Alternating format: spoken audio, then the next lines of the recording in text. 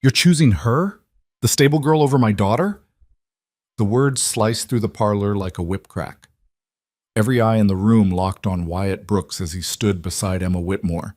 Not the beautiful, delicate Lydia everyone expected, but her older sister. The one with calloused hands and dirt under her fingernails. The one nobody ever looked at twice. Emma's father's face turned purple with rage. Lydia's practiced smile shattered. And Emma? She stood frozen, waiting for Wyatt to take it back, to laugh, to reveal the cruel joke. But he didn't. Before we dive into this storm, hit that like button and drop a comment telling me what city you're watching from. I want to see how far Emma's story travels. Now let's begin. The February wind cut across the Montana territory like a dull blade, slow and mean. Emma Whitmore felt it through the worn fabric of her work coat as she hauled another armload of firewood toward the house. Her fingers had gone numb 20 minutes ago, but she'd learned to ignore that particular discomfort years back. There were always more important things than her own comfort, like keeping the stoves lit before her father's guests arrived. Through the kitchen window, she could see them preparing. Her younger sister Lydia stood in the parlor like a porcelain doll, turning slowly while their mother adjusted the emerald dress that probably cost more than Emma earned in 6 months of ranch work. Not that Emma earned anything. She just worked. That was the arrangement nobody bothered explaining because everyone understood it without words. "Emma!" Her father's voice carried from the house, sharp and impatient. "Where's that firewood?" She didn't answer. Answering wasted breath she needed for carrying. She kicked open the kitchen door and dropped the load beside the cast-iron stove, bark and splinters scattering across the floor she'd scrubbed that morning. Her mother appeared in the doorway, lips pressed thin. "Clean that up, and for heaven's sake, use the back entrance. Mr. Brooks will be here within the hour." "Mr. Brooks has seen worse than wood chips, Mama. Not in this house, he hasn't." Her mother's eyes traveled over Emma's appearance with barely concealed disappointment. "Go upstairs and make yourself presentable. Lydia can't be the only daughter visible tonight." Emma almost laughed. Presentable? As if there were any dress in this house that could transform her into something worth looking at. She'd tried that game once, years ago, before she understood how it worked. Before she learned that some daughters were meant to be displayed, and others were meant to make sure the display didn't fall apart. "I'll wash up," Emma said, "but I'm not changing. If Mr. Brooks wants to see the Whitmore family, he should see all of it, even the parts we keep in the barn." Her mother's face hardened. "Your father knows exactly what I do around here." Emma moved past her toward the stairs. "He just prefers everyone else doesn't." The hot water in the basin upstairs was a luxury someone had prepared for Lydia. Emma used what was left, scrubbing the dirt from under her fingernails with a brush that had seen better days. Her face in the mirror looked weathered for 26. Brown hair pulled back in a braid that had started neat at dawn and given up by noon, skin tanned from work that wasn't supposed to mark a lady, gray eyes that held no illusions about what tonight meant. Wyatt Brooks was coming to choose a bride. Everyone knew it. The arrangement had been negotiated in careful letters between her father and James Brooks over the past 3 months. The Whitmore Ranch was dying, slowly, painfully, but definitely dying. Debts piled up like winter snow. Cattle prices had dropped. The water rights dispute with the Hendersons was bleeding them dry in legal fees they couldn't afford. The Brooks Ranch, on the other hand, was an empire. Thousands of acres, profitable herds, political connections that reached all the way to the territorial governor. But even empires needed alliances, and apparently James Brooks had decided a marriage would seal this particular deal better than a handshake. So Wyatt was coming to inspect the merchandise. Emma pulled on her only clean shirt, plain blue cotton, serviceable, and her work pants. Her mother would hate it. Her father would probably send her back upstairs. But she was tired of pretending she was something she wasn't. If she had to stand in that parlor and watch her sister get chosen like a prize heifer, she'd at least do it honestly. The voices downstairs had changed, deeper now, male. Emma descended the stairs slowly, each step careful and deliberate. Not because she was nervous, she'd stopped getting nervous about these things, but because she wanted to see him before he saw her. Wyatt Brooks stood in the center of the parlor like he owned it. Tall, maybe 6'1" or 6'2", with the kind of build that came from actual work rather than gymnasium exercises. Dark hair, strong jaw, eyes that didn't match his polite smile. He wore a suit, but it looked uncomfortable on him, like something he'd put on for the occasion and would shed the moment he got home. Beside him stood his father, James Brooks, older, harder, with eyes that calculated the value of everything they touched. And beside the senior Brooks stood Emma's father, Richard Whitmore, wearing his best coat and his best performance of a man who hadn't mortgaged everything, including his daughters. "Ah, Lydia." Her father's voice dripped with pride. "Come meet Mr. Wyatt Brooks." Lydia glided forward, and Emma had to admit her sister had mastered the art. Every movement measured, graceful, designed to catch light and attention. The emerald dress whispered against the floor. Her blonde hair caught the lamplight. Her smile was warm but not eager, interested but not desperate. "Mr. Brooks." Lydia extended her hand. "It's a pleasure." Wyatt took her hand, bowed slightly over it. "Miss Whitmore, your father has spoken very highly of you." "I hope not too highly," Lydia said, a practiced laugh. "I'd hate to disappoint." Emma watched from the stairs, forgotten. This was the transaction. This was how it worked. Lydia would charm, father would negotiate, and eventually the Brooks men would leave with an agreement that would save the Whitmore ranch in exchange for one beautiful daughter. Then Wyatt's eyes lifted, found Emma standing there on the stairs in her work clothes and worn boots. Something shifted in his expression, not attraction. Emma wasn't fool enough to mistake it for that. More like recognition, the way you might spot something unexpected in a familiar landscape. "And this is—" Wyatt's question hung in the air. Her father turned, saw Emma, and his jaw tightened. "My older daughter, Emma, she was just—" "Bringing in firewood," Emma finished, descending the last few steps. "Someone had to make sure everyone stayed warm." An uncomfortable silence spread through the parlor. Her mother looked mortified. Lydia's smile stayed fixed, but her eyes went cold. James Brooks' expression suggested he'd found a rat in his dinner. But Wyatt Brooks was still looking at Emma with that strange, searching expression. "Firewood," he repeated. "In this weather, I imagine that's not easy work." "It's work," Emma said. "Same as any other." "Emma helps around the property," her father said quickly, damage control spinning into motion. "She's very capable. But please, Mr. Brooks, let's sit. We have much to discuss." The evening proceeded according to script. Lydia sat beside Wyatt on the settee, answering questions about her education, excellent, her musical abilities, accomplished, her interests, appropriately cultured. She was perfect. Emma could have recited the performance from memory. James Brooks directed most of the conversation, steering it toward business arrangements while maintaining the fiction that this was purely social. Richard Whitmore agreed with everything, laughed at every joke, and slowly sold his daughter with the desperate charm of a man watching his entire world collapse. Emma served coffee, poured drinks, remained invisible except when usefulness demanded otherwise. But every time she moved through the room, she felt Wyatt Brooks watching her. Not the way men usually watched when they wanted something, more like he was trying to figure out a puzzle that didn't quite fit the pattern he expected. Around 9 o'clock, James Brooks stood. "Well, Richard, I believe we've had a productive evening. Wyatt, we should head back, early morning tomorrow." "Of course." Wyatt rose, but his attention stayed on Emma as she collected empty cups. "Miss Emma, do you ride?" The question came out of nowhere. Everyone in the parlor froze. Yes," Emma said. "Someone has to check the fence lines." "The north pastures are beautiful this time of year, even in winter," Wyatt said. "Perhaps you could show me the property tomorrow, if your father permits." Richard Whitmore's smile looked painful. "I'm sure Lydia would be delighted to—" "I'd like Miss Emma to show me," Wyatt interrupted, polite but firm. "If she's the one checking fence lines, she knows the land better than anyone." James Brooks' expression darkened. "Wyatt, we discussed—" "A tour of the property," Wyatt finished. "And Miss Emma clearly works the property. Makes sense she'd give the tour." Emma's heart hammered against her ribs. This wasn't how it worked. This wasn't the script. She glanced at Lydia, who sat frozen with that perfect smile cracking at the edges. "Of course," Richard Whitmore said, though his voice had gone tight. "Emma would be honored. Shall we say 10 o'clock? 10 is fine." Wyatt nodded to the room. "Ladies, Richard, until tomorrow." The Brooks men left, and the moment the door closed, the parlor exploded. "What the hell was that?" Richard Whitmore's face had gone crimson. "He's supposed to be courting Lydia."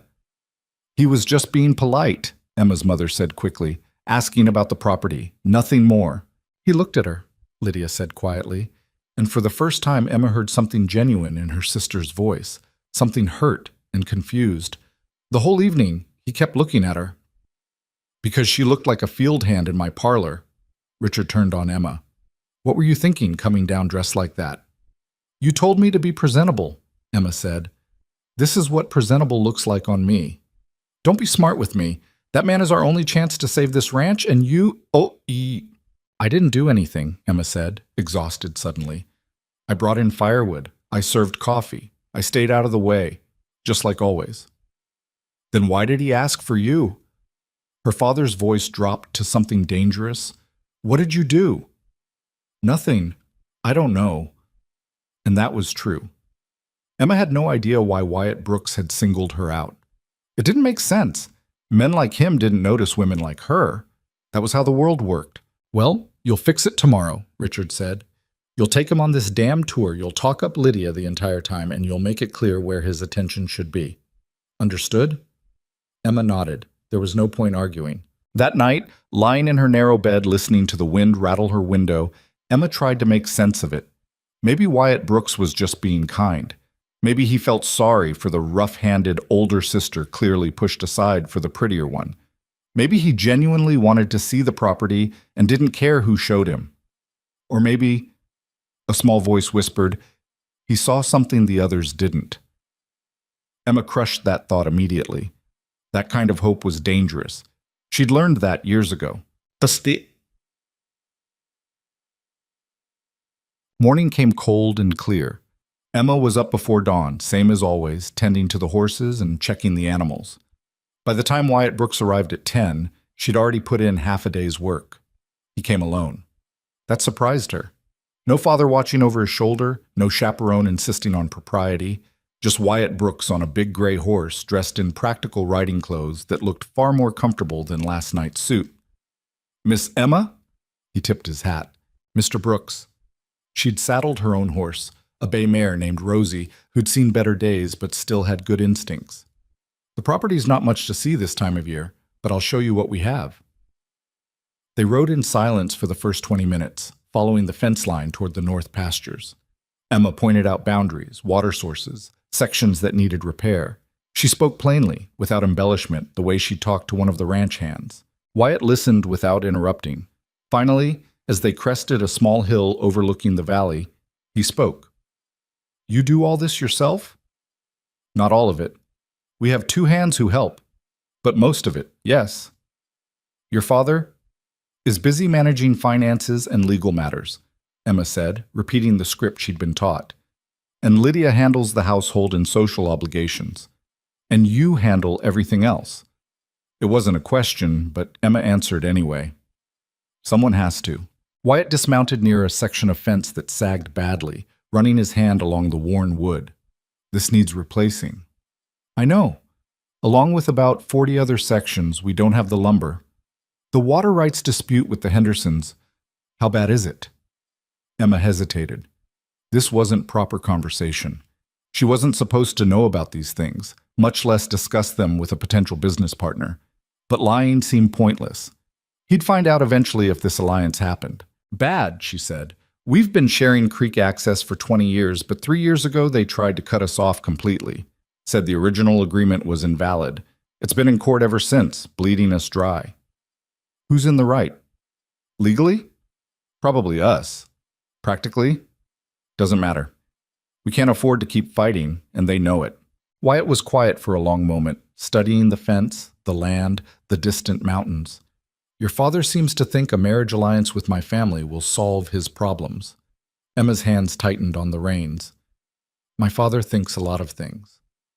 And what do you think? The question caught her off guard. Nobody asked what she thought about anything. I think, Emma said carefully, that alliances only work if both sides honor them.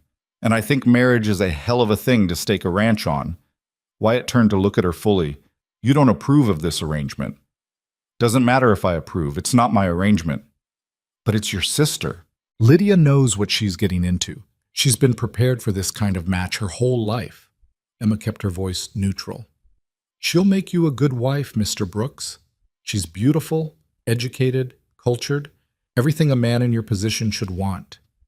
And what if that's not what I want? Emma's heart stuttered. She told herself she'd misheard, misunderstood. I don't follow. Wyatt mounted his horse again, but he didn't move to ride. Last night, when I looked around your parlor, you want to know what I saw? I saw a stage. Everyone playing their parts perfectly. Your father, the desperate landowner. My father, the calculating empire builder. Your sister, the perfect bride.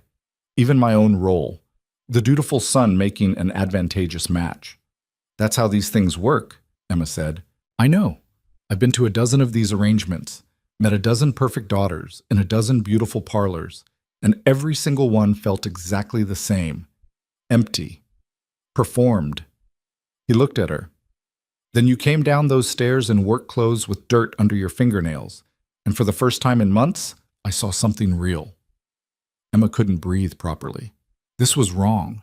This was dangerous. This was, Mr. Brooks, you should know that my father instructed me to spend today talking up my sister's virtues, making sure you understood where your attention should be focused. Did he now? Yes. So let me be clear. Lydia is kind, intelligent, and accomplished. She plays piano beautifully. She speaks French. She'll host dinners and manage your household and never embarrass you in front of important people. She's everything I'm not. And what are you? The question hung between them like smoke. I'm the daughter who makes sure the firewood gets brought in, Emma said finally. That's all. I don't believe that. Believe what you want, Mr. Brooks. But I know how this story goes. You'll marry Lydia, the alliance will save my father's ranch, and everyone gets what they need. That's the arrangement. What if I want a different arrangement? Then you're a fool, Emma said bluntly. Lydia is the prize here. I'm just the help. Wyatt studied her for a long moment, something complicated moving behind his eyes. Then he smiled. Not the polite social smile from last night, but something genuine and slightly reckless. You know what my father told me before we left last night? He said, choose the pretty one. She'll photograph well and won't embarrass us at social functions. That's what he thinks marriage is for. Display and contracts. He's not wrong, Emma said. Not in your world. Maybe I'm tired of my world. They rode back slowly, the sun climbing toward noon. Emma's mind raced, trying to figure out what game Wyatt Brooks was playing. Men in his position didn't choose the rough-handed older sister. They just didn't. It violated every social rule, every practical consideration, every lesson Emma had learned about her place in the world. Unless he was toying with her. The thought arrived cold and sharp. Maybe this was some kind of test. Maybe he wanted to see if she'd overstep, get ideas above her station, embarrass herself by imagining she could compete with Lydia. Well, she wouldn't give him the satisfaction. When they reached the barn, Emma dismounted quickly. Thank you for the tour, Mr. Brooks. I'm sure my father will be eager to hear your thoughts. Emma, I have work to finish. She led Rosie into the barn without looking back. But that evening, when the Brooks men returned for dinner, everything went wrong. The meal was elaborate. Richard Whitmore had spent money they didn't have to impress. Lydia wore a different dress, even more stunning than the night before.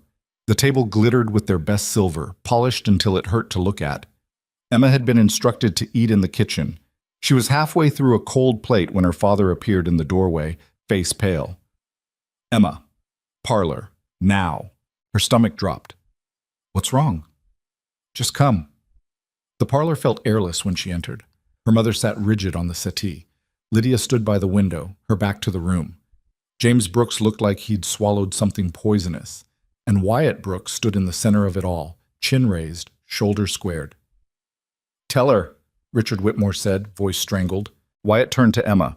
I've informed both our fathers that if this alliance is to proceed, you're the daughter I intend to marry, not Lydia. You.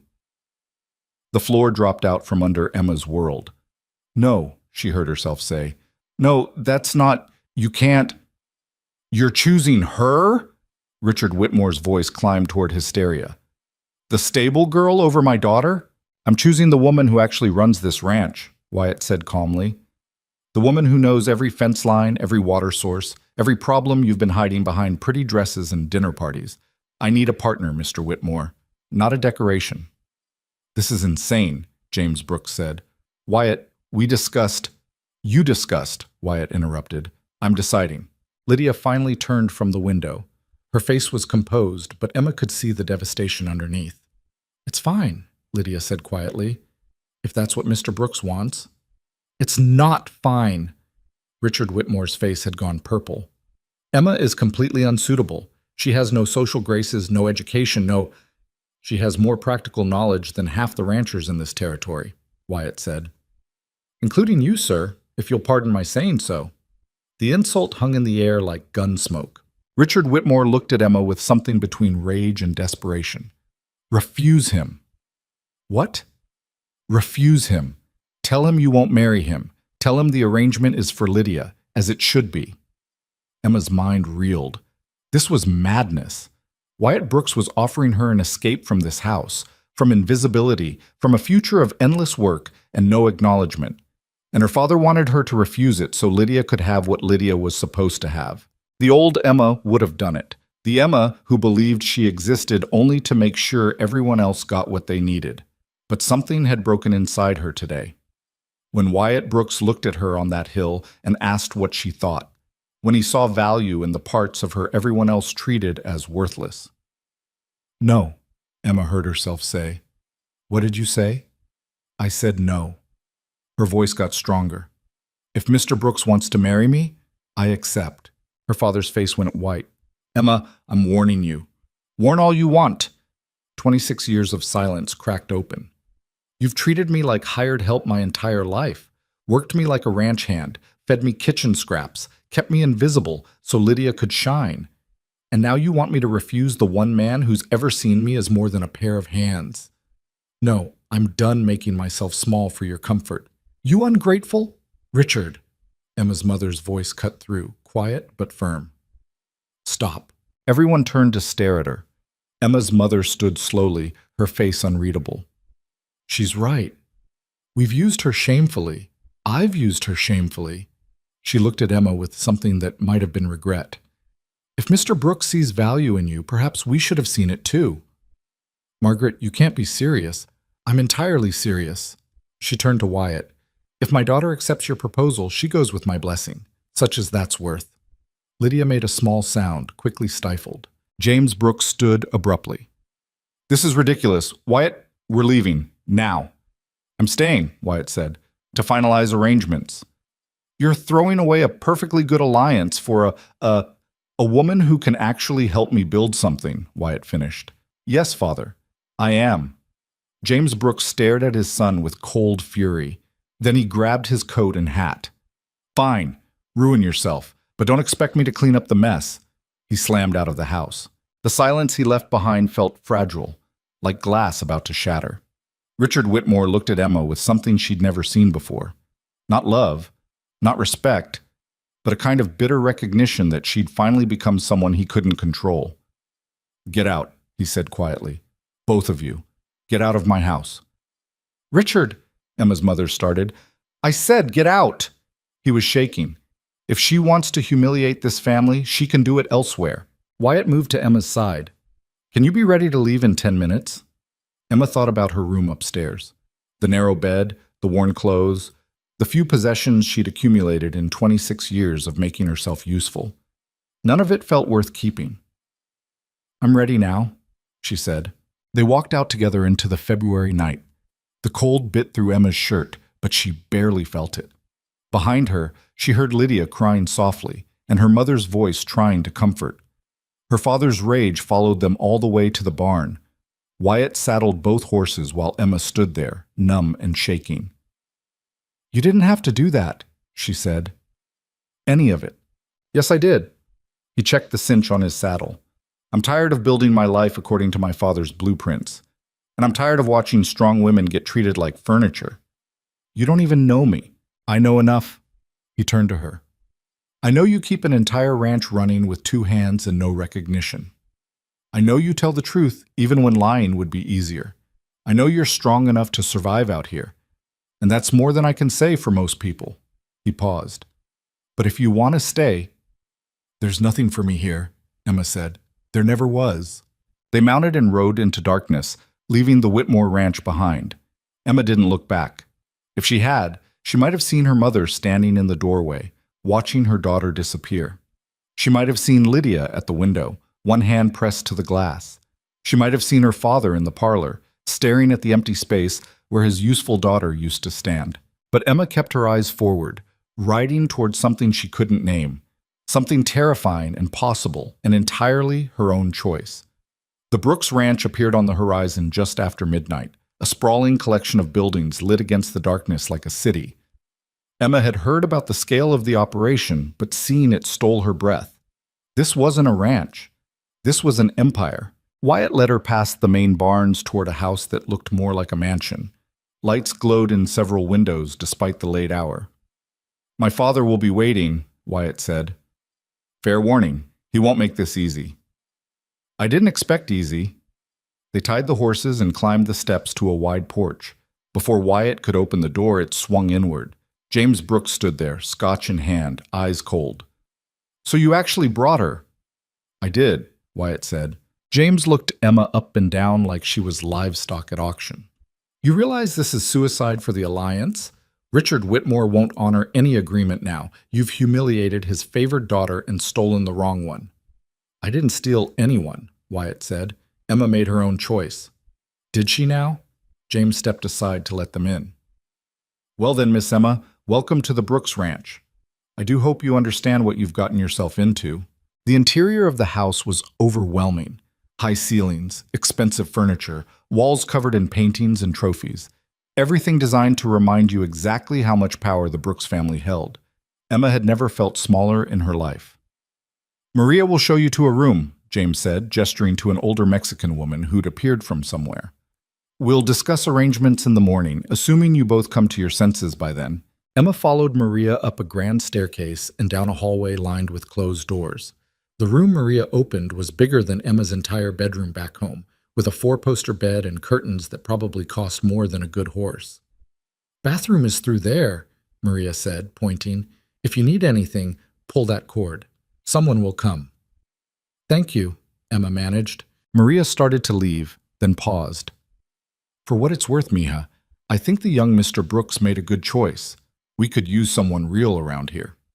Then she was gone, and Emma was alone in a room designed for someone who belonged. She sat on the edge of the bed, still wearing her work clothes, still smelling of horses and cold night air. Around her, the mansion settled into silence, expensive, suffocating silence. What had she done?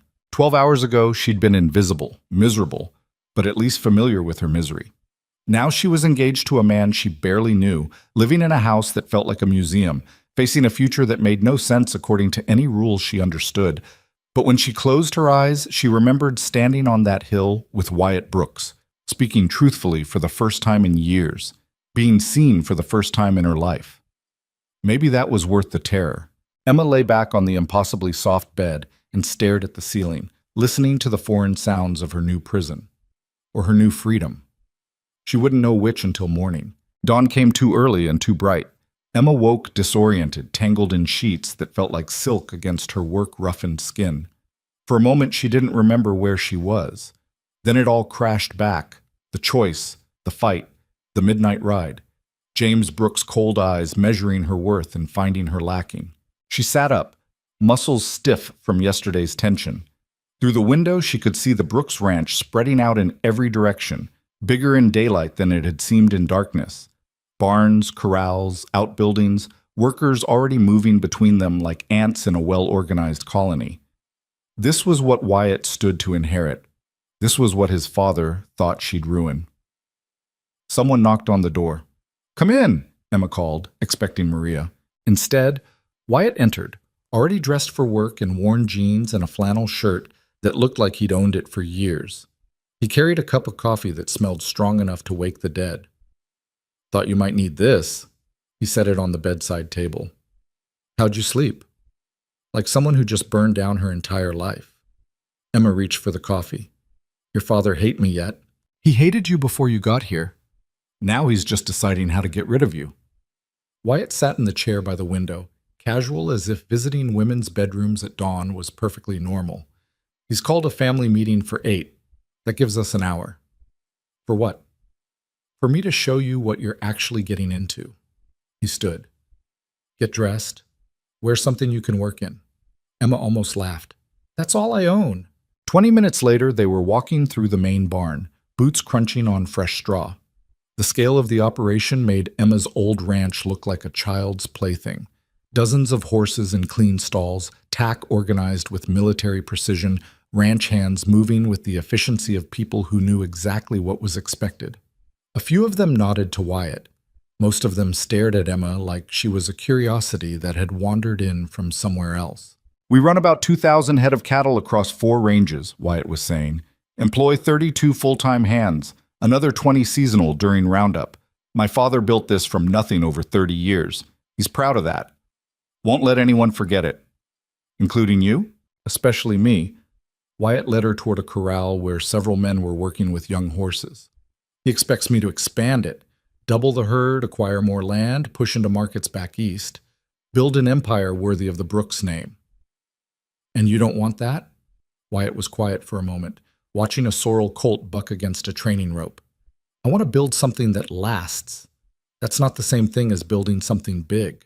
One of the ranch hands approached, older, weathered, with the kind of face that had seen everything twice.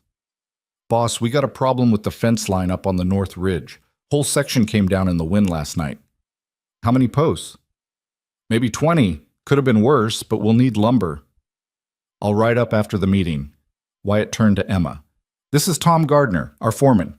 Tom, this is Emma Whitmore. She'll be working with us. Tom's eyebrows climbed toward his hat. Working with us or... Working, Emma said firmly. What kind of fence are we talking about? Tom glanced at Wyatt, uncertain, then back at Emma. Split rail mostly. Keeps the cattle from drifting into Henderson property. The Hendersons who are fighting my father over water rights? The same. Tom's expression shifted, reassessing. You know about that? I know my father's been bleeding money on lawyers while the Hendersons cut off creek access. I know it's going to bankrupt him inside 6 months. Emma looked at Wyatt. I'm guessing your father thought a marriage alliance would solve that problem. Tie the properties together, make the dispute irrelevant. That was the idea, Wyatt said. Except I'm not Lydia, and my father probably wants me dead right now, which means that alliance is toast. Emma turned back to Tom. So when that fence comes down and cattle drift onto Henderson land, we've got a different problem entirely. Tom's face split into something like a grin. I'll be damned. She actually knows ranching. She actually does, Wyatt said, which is why when my father tries to tear her apart at breakfast, I'd appreciate the men remembering who fixes fence lines around here. Tom nodded slowly. Word travels fast in a bunkhouse. I'll make sure it travels in the right direction. They continued walking, Wyatt pointing out various buildings and operations while Emma memorized everything. She'd always been good at this, absorbing information, understanding systems, seeing how pieces fit together. Her father had never valued the skill. Maybe here it would matter. The house loomed ahead, grand and intimidating in morning light. Emma's stomach tightened.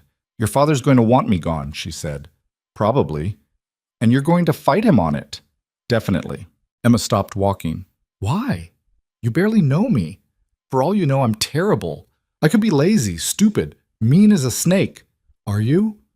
No, but that's not the point. You're risking your relationship with your father, your inheritance, your entire future on someone you met yesterday. Wyatt turned to face her fully. You want to know what I saw yesterday? I saw a woman who works harder than most men, speaks truth when everyone else is lying, and has more practical knowledge in her little finger than my father's last 3 business partners combined. I saw someone real in a world that's mostly performance. He paused. And I saw someone brave enough to choose something terrifying over something safe. That's not nothing, Emma. It might not be enough. Then we'll find out together. The family meeting took place in a dining room that could seat 20. Currently it seated 3. James Brooks at the head of the table, Wyatt to his right, Emma across from Wyatt where she could face James directly. Maria brought coffee and disappeared quickly, like she knew what was coming. James didn't waste time on pleasantries. I'll make this simple. This marriage is not happening. Yes, it is, Wyatt said calmly. You're throwing away a strategic alliance with the Whitmores. Richard Whitmore's ranch is dying. We both know that. The only value in that alliance was combining properties to solve the Henderson dispute. But there are other ways to handle the Hendersons. By marrying the daughter nobody wanted? James looked at Emma. No offense, Miss Whitmore, but You're not what we negotiated for. None taken, Emma said. I'm aware I wasn't the prize. Then you understand this is impossible. You have no social connections, no education, no... She understands ranching, Wyatt interrupted, which is more than I can say for most of the daughters you've paraded in front of me. James's eyes went cold. We have investors coming in 2 weeks. Important men from Chicago and St. Louis. They expect to see a Brooks family that looks like success, polished, sophisticated, powerful. How exactly do you plan to present her? As my wife, Wyatt said. Same as I'd present anyone. They'll laugh at you. At us. We'll lose millions in potential investment because you wanted to make some romantic gesture toward a field hand. The words hit like a slap. Emma felt her face flush, but she kept her voice level. Mr. Brooks, I understand I'm not what you wanted for your son, but I'm what he chose. So you've got 2 options. Find a way to work with that, or keep fighting us and watch what it does to your relationship with him. James turned his full attention to her, and Emma understood suddenly why men feared this man. His gaze could cut steel. You think you're brave, James said, standing up to me, making demands. But bravery without intelligence is just stupidity. You have no idea what you've walked into. Then educate me. This ranch represents 30 years of work. Every acre, every building, every dollar was earned through calculation and strategy. I didn't build this by making emotional decisions or rewarding people for having rough hands. He leaned forward. I built it by being smarter and harder than everyone around me. And I'm not about to let my son tear it down because he was charmed by some frontier girl playing at equality. I'm not playing at anything, Emma said. I've worked ranches my entire life. I know cattle, horses, land management, water rights, fence repair, herd rotation, none of which matters in a business meeting with investors who expect a certain presentation. Emma understood then. This wasn't about her skills, it was about her not looking like she belonged in their world, not speaking like them, dressing like them, performing like them. So hire someone polished for your investor meetings, Emma said. I'll be out fixing the fence line on North Ridge where I can actually be useful. James smiled, but it wasn't friendly. Oh, you'll be at those meetings, Miss Whitmore. If you're going to ruin this family's reputation, you might as well do it publicly. The meeting ended badly. James left without another word, slamming the door hard enough to rattle the windows. Emma sat there feeling scraped raw. That went well, she said. Wyatt actually laughed. That was him being restrained, trust me. Your father hates me. My father hates everyone who doesn't fit his master plan. You get used to it. Do you? Emma looked at him. Get used to it? Wyatt's smile faded. No, but I've learned to survive it. The next week passed in a blur of work and warfare. Emma threw herself into ranch operations, determined to prove her value where it actually counted. She rode fence lines with Tom Gardner, helped repair equipment, worked with the hands during morning roundups. The men were skeptical at first, another boss's wife playing rancher, until they saw her actually work. Emma could rope, ride, and repair better than half of them. She didn't complain, didn't quit when things got hard, and didn't expect special treatment. By day 4, Tom was assigning her real work instead of make work. By day 7, some of the hands were actually asking her opinion. James watched all of it with disapproval that bordered on contempt. He never missed an opportunity to undermine her. At dinner, he'd discuss business matters while speaking over Emma as if she wasn't there. When she offered suggestions, he'd dismiss them without consideration. He introduced her to visiting ranchers as Wyatt's project, leaving the implication hanging. Emma endured it because fighting him openly would only make things worse for Wyatt, but every slight built pressure inside her like steam in a sealed pipe. Wyatt saw it. You don't have to take this. Yes, I do, Emma said. They were sitting on the porch after another brutal dinner where James had spent an hour discussing investment strategies without once acknowledging Emma's presence. If I fight him every time, it just proves his point, that I'm difficult, unsuitable, a problem. You're not a problem. I'm a problem he didn't plan for, that's the worst kind. Emma watched the sunset paint the mountains red. He built this whole empire on control, controlling land, cattle, markets, people. And you brought home someone he can't control. Of course he hates me. He'll come around. Emma didn't believe that, but she didn't say so. Instead, she asked, Tell me about your mother. Wyatt went quiet, long enough that Emma thought he wouldn't answer. She died when I was 15, he finally said. Fever. It was fast, 3 days from healthy to gone. He paused. My father was different before that. Harder after. Like something broke in him that never healed. Did she work the ranch? No, she was exactly what my father wanted. Polished, educated, connected to the right families. She knew how to host dinners and navigate society and make everyone feel important. Wyatt smiled sadly. But she hated it. I found her journals after she died, page after page about feeling like a decoration, a prop in someone else's show. Did your father know? I don't think he cared. She served her purpose. Wyatt looked at Emma. That's why I didn't want another polished daughter. I watched my mother suffocate slowly in that role. I won't do that to someone else. Emma understood then. This wasn't just about her. It was about Wyatt refusing to replicate his parents' marriage, refusing to become his father. I'm sorry, she said. About your mother. Me too. That night, Emma couldn't sleep. She wandered downstairs around midnight, thinking she'd find the kitchen, maybe make tea. Instead, she found James Brooks sitting in his study with a whiskey, staring at a portrait on the wall. The woman in the portrait was beautiful. Dark hair, kind eyes, elegant bearing. Catherine Brooks, presumably. She would have hated you, James said without looking away from the painting. Emma froze in the doorway. Excuse me? My wife. She would have seen exactly what you are, a rough-handed nobody trying to climb above her station. He finally turned to look at Emma. She understood the importance of maintaining standards, of marrying appropriately. Did she?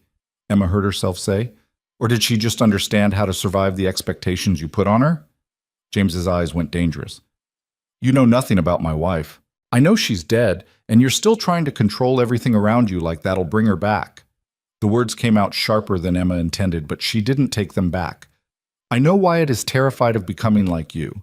And I know whatever you're doing right now, drinking alone in the dark, talking to her portrait, isn't the behavior of someone who's won. For a moment, Emma thought James might actually hit her. He stood abruptly, fury radiating off him in waves. You have no idea what you're talking about. Maybe not, but I know what it looks like when someone's afraid. Emma held her ground. You're not angry because I'm unsuitable. You're angry because Wyatt made a choice you didn't control. And that terrifies you. Get out of my study. It's not your study. It's just a room where you sit and pretend you're still in control of everything. Get out. Emma left. Her hands were shaking. That had been stupid, dangerous, possibly suicidal for any hope of peace in this house. But she was so tired of swallowing words, bending, making herself smaller. She made it halfway up the stairs before she heard glass shatter in the study. The next morning, news came that changed everything. Tom Gardner burst into the barn where Emma was checking on a mare with an injured hoof. We got trouble. Big trouble. What kind? Cattle thieves hit the South Range last night. Took maybe 40 head. Emma's stomach dropped. 40 head was serious money. Does Wyatt know? He's riding out now with 6 men. But there's more. Tom's face was grim.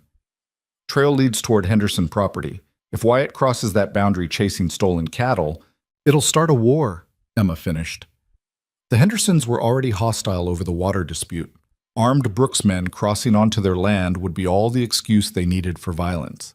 I need a horse, Emma said. Miss Emma? Now Tom. Fast one. She caught up to Wyatt's group 3 miles out, pushing her horse hard across open range. Wyatt turned when he heard hoofbeats, his face darkening when he saw her. Go back. Not happening. Emma pulled up beside him. Tom told me where the trail leads, which is why you should be back at the ranch. So you can ride into an ambush alone? Smart. One of the other men, a young hand named Charlie, spoke up. She's right, boss. Hendersons have been looking for an excuse. This feels like bait. I don't care if it's bait, Wyatt said. They stole 40 head of our cattle. We're getting them back. And if the Hendersons are waiting with rifles, Emma demanded, if they shoot you for trespassing, what then? Then we shoot back. Emma had never seen this side of Wyatt, cold, determined, angry. This was the rancher, not the man who'd chosen her on a hillside. This was someone who'd fight for what was his regardless of cost. There's another way, she said. What way? Emma thought fast. Let me ride ahead, alone. I'll approach the Henderson ranch, explain what happened, ask to parley. They'll laugh at you. Maybe, but they won't shoot an unarmed woman riding in openly. If I can get them to talk, we might recover the cattle without bloodshed. Absolutely not, Wyatt said. It's too dangerous. More dangerous than 7 men with guns riding onto hostile property? They argued for another 5 minutes while the cattle trail grew colder. Finally, Charlie interrupted. Boss, we're losing time. Either we go now or we don't go at all. Wyatt looked at Emma, conflict written across his face. If anything happens to you, then you'll have excellent grounds to start that war you're itching for, Emma said. But let me try this first. She rode ahead before he could argue more, following the cattle trail toward the boundary between Brooks and Henderson land. Her heart hammered against her ribs. This was insane. She had no authority, no backup, no real plan beyond hoping the Hendersons valued talking over shooting. The Henderson ranch appeared over a rise, smaller than the Brooks place but well maintained. Emma could see cattle in the distance. Some of them looked suspiciously like Brooks stock. She was 50 yards from the main house when 3 men rode out to meet her, rifles across their saddles. The one in front was older, graying, with eyes like flint. That's far enough. State your business. My name is Emma Whitmore. I'm here about the cattle stolen from Brooks land last night. Don't know anything about stolen cattle. 40 head. Trail leads straight here. Emma kept her hands visible, her voice calm. I'm not accusing anyone. I'm just asking for a conversation before this turns into something nobody wants. The man studied her. You're the one Wyatt Brooks married instead of the pretty sister. Word traveled fast in ranching country. That's me. Heard you got rough hands. Work the ranch yourself. I do. Also heard James Brooks hates your guts. Emma almost smiled. That's accurate too. The man exchanged glances with the other 2. I'm Daniel Henderson. This is my land you're on, uninvited. I know, I'm asking for an invitation. To accuse us of theft? To prevent a war, Emma gestured behind her. Wyatt Brooks is back there with 6 armed men ready to cross your boundary and take those cattle back by force. I convinced him to let me try talking first, so I'm talking. Are you listening? Daniel Henderson was quiet for a long moment. Then he said, Follow me, but your husband and his men stay where they are. Emma followed the Hendersons to the ranch house, hyper-aware that she was gambling everything on the hope that these men preferred negotiation to violence. Inside, Daniel's wife brought coffee while Emma explained the situation. Stolen cattle, the trail, Wyatt's men waiting at the boundary. Those cattle were driven onto our land last night, Daniel admitted, but not by us. Found them mixed with our herd this morning, Brooks brands clear as day. Then who drove them here? Someone who wants Brooks and Henderson shooting at each other. Daniel's face was hard. We've got our disputes, but I'm not a thief and I'm not stupid. Starting a shooting war over 40 head makes no sense. Emma understood suddenly. Someone's trying to escalate the water dispute. That'd be my guess? Make it personal, make it violent, then swoop in and buy up whatever's left when we've destroyed each other. Who benefits? Could be anyone. Land speculators, rival ranchers, someone who wants both our properties cheap. Daniel looked at her. You seem smart for someone who just got here. Why are you really doing this? Because I'm tired of watching men solve problems with bullets when talking might work. Emma set down her coffee cup. And because if Wyatt crosses that boundary with guns, someone dies. Maybe him, maybe you, maybe someone's son or father, over cattle that were stolen to create exactly this situation. Daniel studied her for a long time. All right, here's what I'll do. I'll have my men separate those 40 head and drive them back to the boundary, but I want witnesses. Brooks men and Henderson men together, all of us seeing that we're returning stolen property, not starting a fight. And the person who actually stole them? We find them together, share information, figure out who profits from us killing each other. He extended his hand. Deal? Emma shook it. Deal. 2 hours later, both groups of men stood at the boundary while Henderson's hands drove the stolen cattle back across. Wyatt kept his weapons holstered, but his jaw tight, clearly hating every moment of this restraint. Daniel Henderson rode up to him. Your wife's got more sense than both of us combined. She probably just saved a dozen lives. She tends to do that, Wyatt said, looking at Emma with something complicated in his eyes. Water dispute still stands, Daniel said, but we can talk about that like civilized men instead of killing each other over it. Agreed. After the Hendersons left, Wyatt turned to Emma. That was either the bravest or stupidest thing I've ever seen. Probably both, Emma admitted. Her hands were shaking now that the adrenaline was fading. But it worked, this time. Wyatt dismounted, pulled her down from her horse, held her tight enough that she could feel his heart racing. Don't ever do that again. Can't promise that. Emma, you married someone who fixes problems, Wyatt. That's who I am. I can't stop being that just because it scares you. He pulled back to look at her. It doesn't scare me, it terrifies me. The thought of you riding into danger alone is the same thought I have every time you do it, Emma said. So I guess we're even. They rode back to the ranch as the sun climbed toward noon. The men talked among themselves, rehashing the confrontation, speculating about who'd actually stolen the cattle. Emma half listened, exhausted suddenly.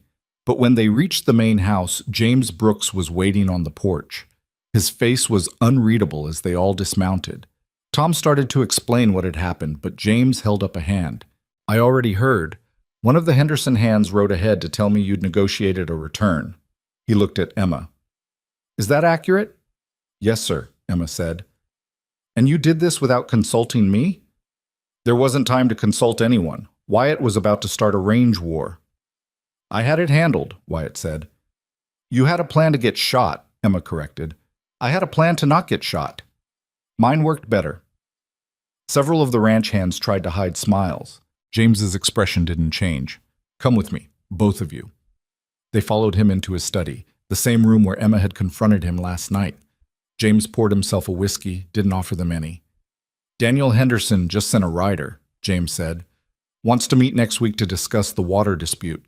Says he's opened a negotiation now that cooler heads have prevailed. He looked at Emma. He specifically requested you be present.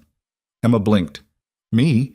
Apparently you impressed him, made him think the Brooks family might actually have someone reasonable to talk to. James took a drink. I still think you're completely unsuitable for this family. I think Wyatt made a terrible mistake choosing you over a proper alliance.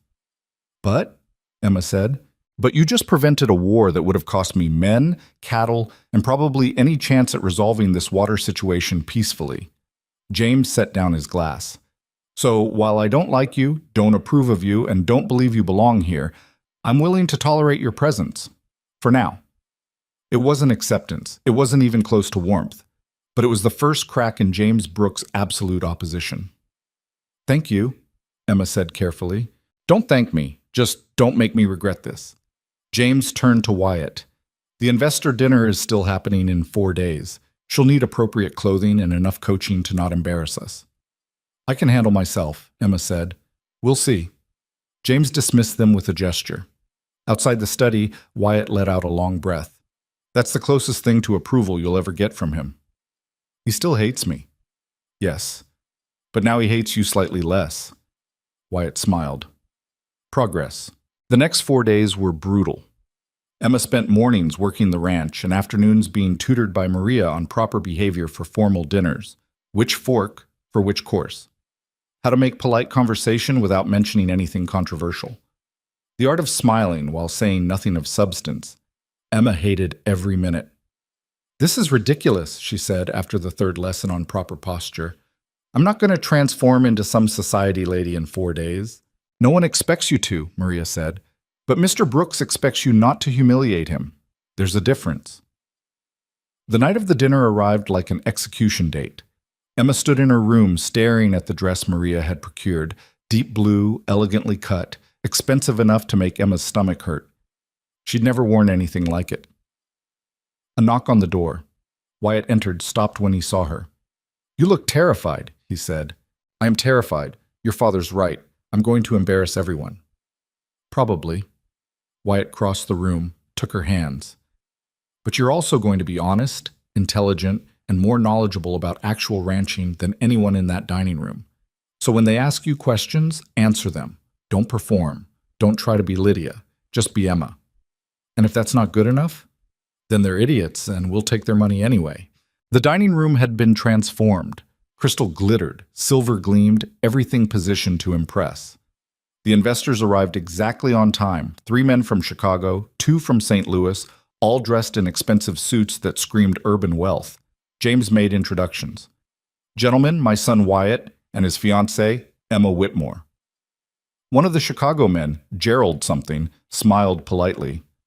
Whitmore? Any relation to the Whitmores with the ranch east of here? My father, Emma said. Lovely property. Heard he's having some difficulties with water rights. This was a test. Emma could feel it, say the wrong thing, reveal family weakness, confirm their suspicions that she was unsuitable. Every ranch in this territory has water disputes, Emma said. It's what happens when you're trying to build civilization in a place that doesn't want it. Gerald laughed. Well said. Dinner proceeded through multiple courses while James guided conversation toward business opportunities, expansion plans, profit projections. The investors asked intelligent questions. James provided confident answers. Wyatt supported his father's vision while subtly tempering some of the more aggressive projections. And Emma stayed quiet, playing the role she'd been assigned, until one of the St. Louis investors, Marcus Webb, turned to her directly. Miss Whitmore, what do you think of Mr. Brooks' plan to double the herd over the next 3 years? Every eye turned to Emma. This was it. The moment James had warned her about, the moment she could destroy everything. Emma looked at James, who stared back with cold warning. Then she looked at Wyatt, who nodded slightly. Tell the truth. I think it's dangerous, Emma said. The table went quiet. Dangerous how? Marcus asked. Doubling a herd requires doubling grazing land, water access, and winter feed capacity. This territory doesn't have unlimited resources. Push too hard, overgraze the range, and you destroy the land that makes the whole operation possible. Emma kept her voice calm, factual. My father made that mistake. He expanded too fast, borrowed too much, counted on cattle prices staying high. When they dropped, he couldn't adapt. Now he's losing everything. James's face had gone carefully blank. So you're suggesting we don't expand? Gerald asked. I'm suggesting expansion needs to be strategic, sustainable, based on actual carrying capacity rather than optimistic projections. Emma looked at James. Ambition is good. Recklessness is fatal. And you base this on... Marcus leaned forward, genuinely interested. On watching my father destroy a ranch through greed disguised as vision, and on working land long enough to know what it can actually support. For a moment, Emma thought James would explode. His hands were white-knuckled on his whiskey glass. Then Gerald started laughing. She's got a point, James. We've seen plenty of operations collapse from overexpansion. The ones that last are the ones that grow carefully. Miss Whitmore clearly understands ranching better than most men I've met, Marcus added, which is refreshing. Usually these dinners are all bluster and optimism. Nice to hear some practical sense. The evening shifted after that. The investors asked Emma more questions about land management, cattle breeds, market timing. She answered honestly, drawing on years of experience her father had never valued. By the time dessert arrived, the investors were nodding approvingly, and James looked like he'd swallowed glass. After the guests left, James cornered Emma in the hallway. You undermined me. I told them the truth. You made me look reckless in front of men whose money I need. You were being reckless, Emma said, and they knew it. I just said what they were already thinking. You don't know what they were thinking. Yes, I do. They're businessmen. They've seen operations fail from overexpansion. They were testing your judgment. Emma held his gaze. And if I'd sat there nodding along with an unsustainable plan, they would have lost confidence in this entire family. Wyatt appeared in the hallway. She's right, Father. Marcus told me on his way out that Emma's honesty impressed them. They're moving forward with the investment. James looked between them, fury and reluctant respect warring in his expression. Finally, he said, Don't ever embarrass me like that again. I didn't embarrass you, Emma said. I saved you. She walked away before he could respond, her heart pounding. That had been dangerous, maybe suicidal for her place here, but she was done swallowing truth to make powerful men comfortable. Later that night, she found Wyatt on the porch, staring out at the dark ranch. You could have backed your father, Emma said. I could have, but you were right. He looked at her. You saved that deal tonight. They would have gone along with his plan, then watched it fail and blamed him for it. Now they trust us to actually know what we're doing. Your father doesn't see it that way. My father doesn't like being wrong. He'll adjust. Wyatt pulled her close. You were magnificent tonight. Terrifying, but magnificent. Emma leaned against him, exhausted. Behind them, the house loomed dark and massive. Somewhere inside, James Brooks was probably plotting how to get rid of her. But Emma had survived the test. She'd spoken truth and lived through it. For tonight, that was enough. The morning after the investor dinner, Emma woke to find an envelope slipped under her door. No name on it, just expensive paper sealed with wax. She opened it carefully. The handwriting was elegant, feminine, achingly familiar. Emma, I need to see you. Please, don't tell Father. L. Emma's hands trembled, holding the letter. Lydia. Here. Somehow. She dressed quickly and went downstairs where Maria was preparing breakfast in the kitchen. Did someone arrive last night? Emma asked, after the dinner. Maria's face went carefully neutral. A young woman came to the servants' entrance around midnight, asked for you specifically. Mr. James doesn't know she's here. Where is she? The guest cottage, the small one by the east barn. Maria handed Emma a basket. Take her this. She looked half-starved. Emma found Lydia sitting on the cottage steps, still wearing the same traveling dress she must have ridden in. Her hair, usually perfect, hung in tangled waves. Her face was pale, eyes red from crying. Emma. Lydia stood when she saw her, then seemed uncertain what to do with her hands. I didn't know where else to go. Emma set down the basket and waited. Whatever had brought Lydia here, it was bad enough to drive her across hostile territory in the dark to beg help from the sister she'd barely spoken to in years. Father arranged a marriage, Lydia said finally, to Edgar Pemberton. Emma knew the name. Everyone in the territory did. Edgar Pemberton was 63 years old, owned a bank in Denver, and had buried 2 wives already. When? Emma asked. Next month. He's already paid Father $20,000? Lydia's voice cracked. I'm being sold, Emma. Just like cattle. Father didn't even ask me. Just told me 2 days ago that I was engaged and the wedding was scheduled and I should be grateful because Pemberton's money would save the ranch. What did you say? What could I say? I'm 23 with no skills, no money, no prospects. Father made it very clear that if I refused, I'd be thrown out with nothing. Lydia looked at Emma with desperate eyes. So I ran, stole a horse and rode all night. I don't even know what I'm asking for. I couldn't marry him, Emma. I couldn't.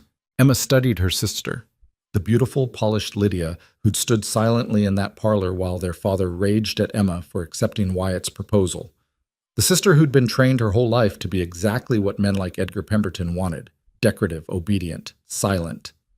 Part of Emma wanted to turn away, wanted to tell Lydia that she'd made her choice when she didn't defend Emma, didn't speak up, didn't question the system that treated daughters like bargaining chips. But a larger part remembered being young and trapped with no good options. Remembered the terror of facing a future you didn't choose and couldn't escape. Come on, Emma said.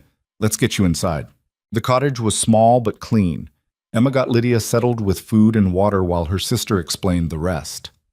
How Father had been drinking more since Emma left, raging about betrayal and ungrateful daughters. How he'd sought out Pemberton deliberately, knowing the man would pay well for a young, beautiful wife. How Lydia had overheard him telling Mother that if Emma had ruined one alliance, Lydia would fix it by making a better one. He called it a business opportunity, Lydia said bitterly. Said I should be honored that a man of Pemberton's wealth wanted me. And Mother? Cried, begged him to reconsider, but she won't stand up to him. She never has. Lydia picked at the bread in the basket. I used to think that made her weak. Now I just think she's trapped too. Emma sat across from her sister, seeing Lydia clearly for maybe the first time. Not a rival or a favored daughter, or a symbol of everything Emma wasn't. Just a young woman who'd been raised to be pretty and quiet, and was now discovering that pretty and quiet got you sold to old men with bank accounts. You can stay here, Emma said. For now, until we figure out what to do. Wyatt won't want me here. James Brooks certainly won't. They don't get a vote. Emma stood. I'll talk to them. You rest. You look like you haven't slept in days. Emma? Lydia's voice was small. Why are you helping me? After everything... Emma thought about that. Because someone helped me when I had nowhere to go. Guess I'm returning the favor. She found Wyatt in the barn working on a saddle repair that probably could have waited, but gave him somewhere to put his hands while thinking. "Lydia's here," Emma said without preamble. Wyatt's hands stilled. "Your sister Lydia. She ran away. Father arranged a marriage to Edgar Pemberton." "The banker? He's ancient. He's rich. That's all Father cares about." Emma leaned against a stall door. "She's staying in the East Cottage. I told her she could stay until we figure something out." "Does my father know?" "Not yet. I'm telling you first because it'll go better if we present it together." Wyatt set down the saddle. "Emma, having your sister here complicates everything. The alliance with your father is already destroyed. If he finds out we're harboring Lydia after she ran from an arranged marriage, I know. He could accuse us of kidnapping, sue us, make this into something ugly. I know that too." Emma met his eyes. "But she's my sister, and she came here because she had nowhere else to go. I'm not turning her away." Wyatt was quiet for a long moment. "My father is going to lose his mind." "Probably. But you once told me you wanted to build something different than what your father built. Here's your chance to prove it." They found James in his office, reviewing ledgers. He looked up when they entered, immediately suspicious. "This looks like trouble." "Emma's sister arrived last night," Wyatt said. "She's staying in the East Cottage." James set down his pen very carefully. "The sister you didn't marry? The one whose father is probably sharpening knives with your name on them." "Her father arranged a marriage to Edgar Pemberton," Emma said. "She ran away." "So she brought her problems to my ranch." James stood. "Absolutely not. She leaves today." "She stays," Emma said. "You don't make decisions about who stays on this property." "I'm making this one." Emma held her ground. "Lydia has nowhere else to go. Sending her back means sending her into a marriage she doesn't want with a man 3 times her age." "Not my problem, not my ranch's problem." James looked at Wyatt. "Tell her." Wyatt took a breath. "She stays, Father. Emma's right." "You're both insane. Richard Whitmore will come here with lawyers, accusations, demands. He'll turn this into a legal nightmare." "Let him try," Emma said. "What's he going to claim? That we kidnapped his adult daughter, who rode here of her own free will? That we're forcing her to stay when she's the one who ran from him?" "He'll claim you corrupted her, turned her against her family." "Good. Maybe more daughters should turn against fathers who sell them like livestock." James's face went dark red. "You self-righteous little... This isn't about principles. This is about protecting what we've built here, and harboring a runaway bride puts all of it at risk." "Then we'll handle the risk," Wyatt said. "Together." "You're choosing her side? Again?" "I'm choosing not to send a terrified woman back to a man who sees her as property." Wyatt's voice hardened. "You taught me to be strong, Father. You never taught me to be cruel. There's a difference." The words hung in the air like smoke. James looked between them, understanding finally settling in his eyes. This wasn't just about Lydia. This was about Wyatt drawing a line his father couldn't cross. "Fine," James said finally. "She can stay, temporarily. But when Richard Whitmore shows up demanding his daughter back, and he will, you two are handling it. I want nothing to do with this disaster." He left the office, slamming the door hard enough to rattle the windows. Wyatt let out a long breath. That went better than expected. "He threatened to disown you yesterday. Today he's just angry. That's progress." Emma tried to smile. "Right? I have no idea anymore." The next 3 days passed in tense waiting. Lydia stayed in the cottage, rarely coming out. Emma brought her meals and sat with her while her sister slowly unraveled years of careful composure.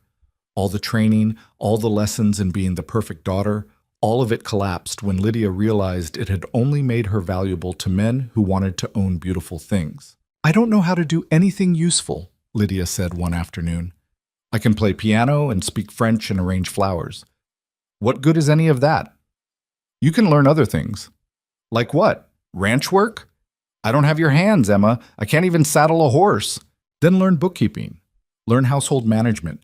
Learn something that makes you valuable for reasons besides being pretty." Emma said it gently. "You're 23. Your life isn't over. It's just starting in a direction you didn't expect." Lydia looked at her with something like envy. "You make it sound easy." "It's not easy.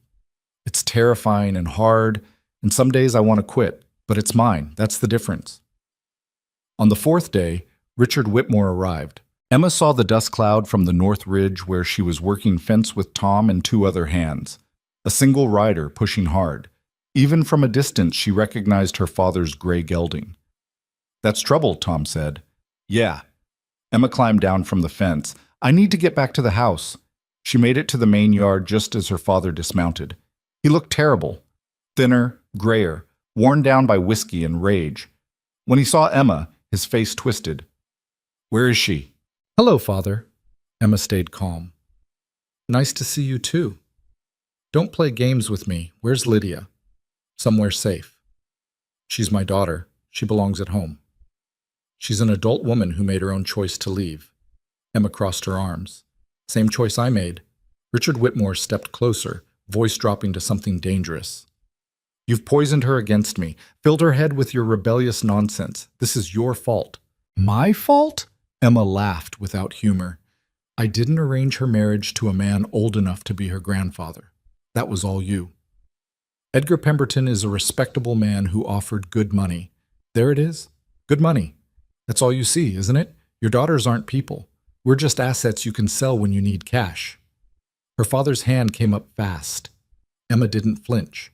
She'd been hit before, years ago, before she learned to stay out of range. But the blow never landed. Wyatt caught Richard's wrist mid-swing. "Touch her and you leave here with broken bones." Richard yanked his arm free. "This is family business." "She's my family now. That makes it my business." Wyatt positioned himself between Emma and her father. "You want to talk to Lydia? We can arrange that. But you don't get to come onto my property and threaten my wife." "She's not your wife yet." "Close enough. And my father may tolerate you. I don't have to." For a moment, Emma thought her father might actually swing at Wyatt. But Richard Whitmore was a bully, not a fighter. He backed down, redirecting his rage. "Lydia is coming home. Today. Or I'll have the law on both of you." "On what charge?" Emma asked. "She rode here herself. She's staying of her own free will. What law have we broken?" "I'll find one." Richard's eyes were desperate now. "I'll ruin you, both of you. I'll tell everyone what you are. A scheming little witch who destroyed her own family." "Tell whoever you want," Emma said. "I'm done caring what you think. You'll care when no one in this territory does business with the Brooks Ranch because of you, when investors pull out, when—" "Father!" Lydia's voice cut across the yard. She stood near the barn, still wearing the simple dress Maria had given her, hair pulled back in a practical braid. She looked smaller than Emma remembered, younger, but her voice was steady. Richard spun toward her. "Lydia, thank goodness. Get your things. We're leaving." "No." The word hung in the air. "What did you say?" "I said no." Lydia walked closer, each step deliberate. "I'm not marrying Edgar Pemberton. I'm not going back to that house. I'm not—" Her voice wavered, but held. "I'm not for sale anymore." Richard's face went white, then red. "You ungrateful. After everything I've done for you. You dressed me up and showed me off and treated me like a prize horse," Lydia said. "That's not love, Father. That's livestock management. I gave you everything. Education, clothes, opportunities. You gave me training in how to be valuable to rich men." Lydia's composure cracked slightly. "And now you're upset that I don't want to use that training to save your failing ranch. The ranch is failing because your sister destroyed our alliance with the Brooks family. The ranch is failing because you made bad decisions for years and refused to admit it," Emma said. "Stop blaming your daughters for your mistakes." Richard looked between them, understanding finally penetrating his rage.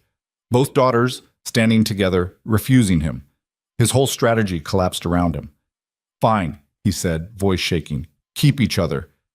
You're both dead to me. No inheritance, no family, nothing. You want to be independent? Be independent. See how long you last without my name protecting you." "Your name has been a weight around my neck since birth," Emma said. "I'll manage without it." Richard Whitmore climbed back on his horse. Before leaving, he looked at Lydia one more time. "When you come crawling back, and you will, don't expect me to take you in. I'm done with daughters who don't know their place." "Good," Lydia said quietly. "I never want to see you again." He rode off in a cloud of dust and bitterness. Emma watched him go, feeling nothing. No sadness, no anger, just a kind of empty relief that the final tie had been cut. Beside her, Lydia was crying, silent tears running down her face while her shoulders shook. Emma put an arm around her sister. You did good. I just destroyed my entire life. No, you just started building a new one. Wyatt approached carefully. Lydia, you're welcome to stay as long as you need. We'll figure something out. Lydia wiped her eyes. Thank you, both of you. I know this complicates everything. Everything was already complicated, Emma said. This just makes it more interesting. That evening, James summoned them all to his office. Emma, Wyatt, and Lydia stood before his desk like students called before a headmaster. Well, James said, that was a disaster. It was necessary, Wyatt said. Richard Whitmore will tell everyone in the territory that we're harboring his runaway daughter. He'll poison every business relationship we have. Investors will hear about family chaos and reconsider their commitments. James looked at Emma. This is what happens when you let emotions drive decisions. This is what happens when you stop treating people like property, Emma shot back. Yes, it's messy. Yes, it creates problems. But it's the right thing to do. Right doesn't pay debts. Right doesn't expand operations. Right doesn't build empires? Emma interrupted. Maybe not, but it builds something that lasts longer than money. James studied her for a long moment. You actually believe that? I do. Then you're naive. He turned to Lydia. Can you work, or are you just another mouth to feed? Lydia straightened her spine. I can learn. Whatever you need me to do, I'll learn. Bookkeeping, James said. We need someone to organize the accounts, track expenses, manage payroll. It's tedious work that requires attention to detail and no physical strength. Think you can handle it? Yes, sir. You'll work with Maria. She'll teach you the household accounts first, then move you to ranch operations. James's expression didn't soften. You make mistakes, you're gone. You cause trouble, you're gone. You prove to be useless, you're gone. Understood? Understood. After Lydia left, James poured himself a whiskey. You two are going to be the death of this ranch. Or its salvation, Wyatt said. Depends on your perspective. My perspective says we're now enemies of the Whitmore family, harboring a runaway, and inviting gossip from every rancher in Montana. James took a drink. But I suppose we're committed now. We are, Emma said. James looked at her with something that might have been grudging respect. You don't back down, do you? Not when I'm right. And you think you're always right? No, but I know the difference between right and convenient. You taught your son to build an empire. Someone should have taught him when to burn one down instead. James almost smiled. Almost. Get out of my office. Both of you. Outside, Wyatt let out a breath he'd been holding. I think that's the closest thing to approval you'll ever get from him. He still hates me. Yes, but he's starting to respect you. That's different. The following weeks transformed the ranch in subtle ways. Lydia threw herself into bookkeeping with the desperation of someone who needed purpose to survive. She was good at it, meticulous, organized, quick with numbers. Within 2 weeks, she'd identified several accounting errors that had been costing them money. Within a month, she'd reorganized the entire system. Your sister has a mind for finance, James said grudgingly one evening. Surprising. Only if you assumed she was just decorative, Emma said. The meeting with Daniel Henderson happened on a clear morning in late March. Both families gathered at a neutral property, an abandoned line shack halfway between their ranches. Emma, Wyatt, and James represented the Brooks side. Daniel Henderson brought his 2 sons and a lawyer. The water dispute had poisoned relations for years, but the cattle incident had shifted something. Both sides were tired of fighting. Both sides needed resolution more than they needed to win. Emma sat quietly while the men discussed technical details of creek access, seasonal flow rates, historical usage patterns. James presented the Brooks family's position. Daniel countered with Henderson claims. The lawyer took notes and suggested compromise language. After 2 hours of negotiation, they'd made almost no progress. The same arguments in circles. The same positions held rigidly. Finally, Emma spoke up. Can I ask a question? All eyes turned to her. What do both families actually need, not need, to survive? Daniel frowned. Access to the creek, especially in summer when other sources dry up. Same, James said. We can't run our herds without reliable water. So you both need the creek, Emma said. But you're fighting over who owns it rather than how to share it. What if ownership doesn't matter? What if you both agree on a usage schedule instead? We tried that, Daniel said. It fell apart when someone violated it and there was no enforcement mechanism, Emma finished. Right, so build enforcement into the agreement. Third-party arbitration for disputes. Penalties for violations.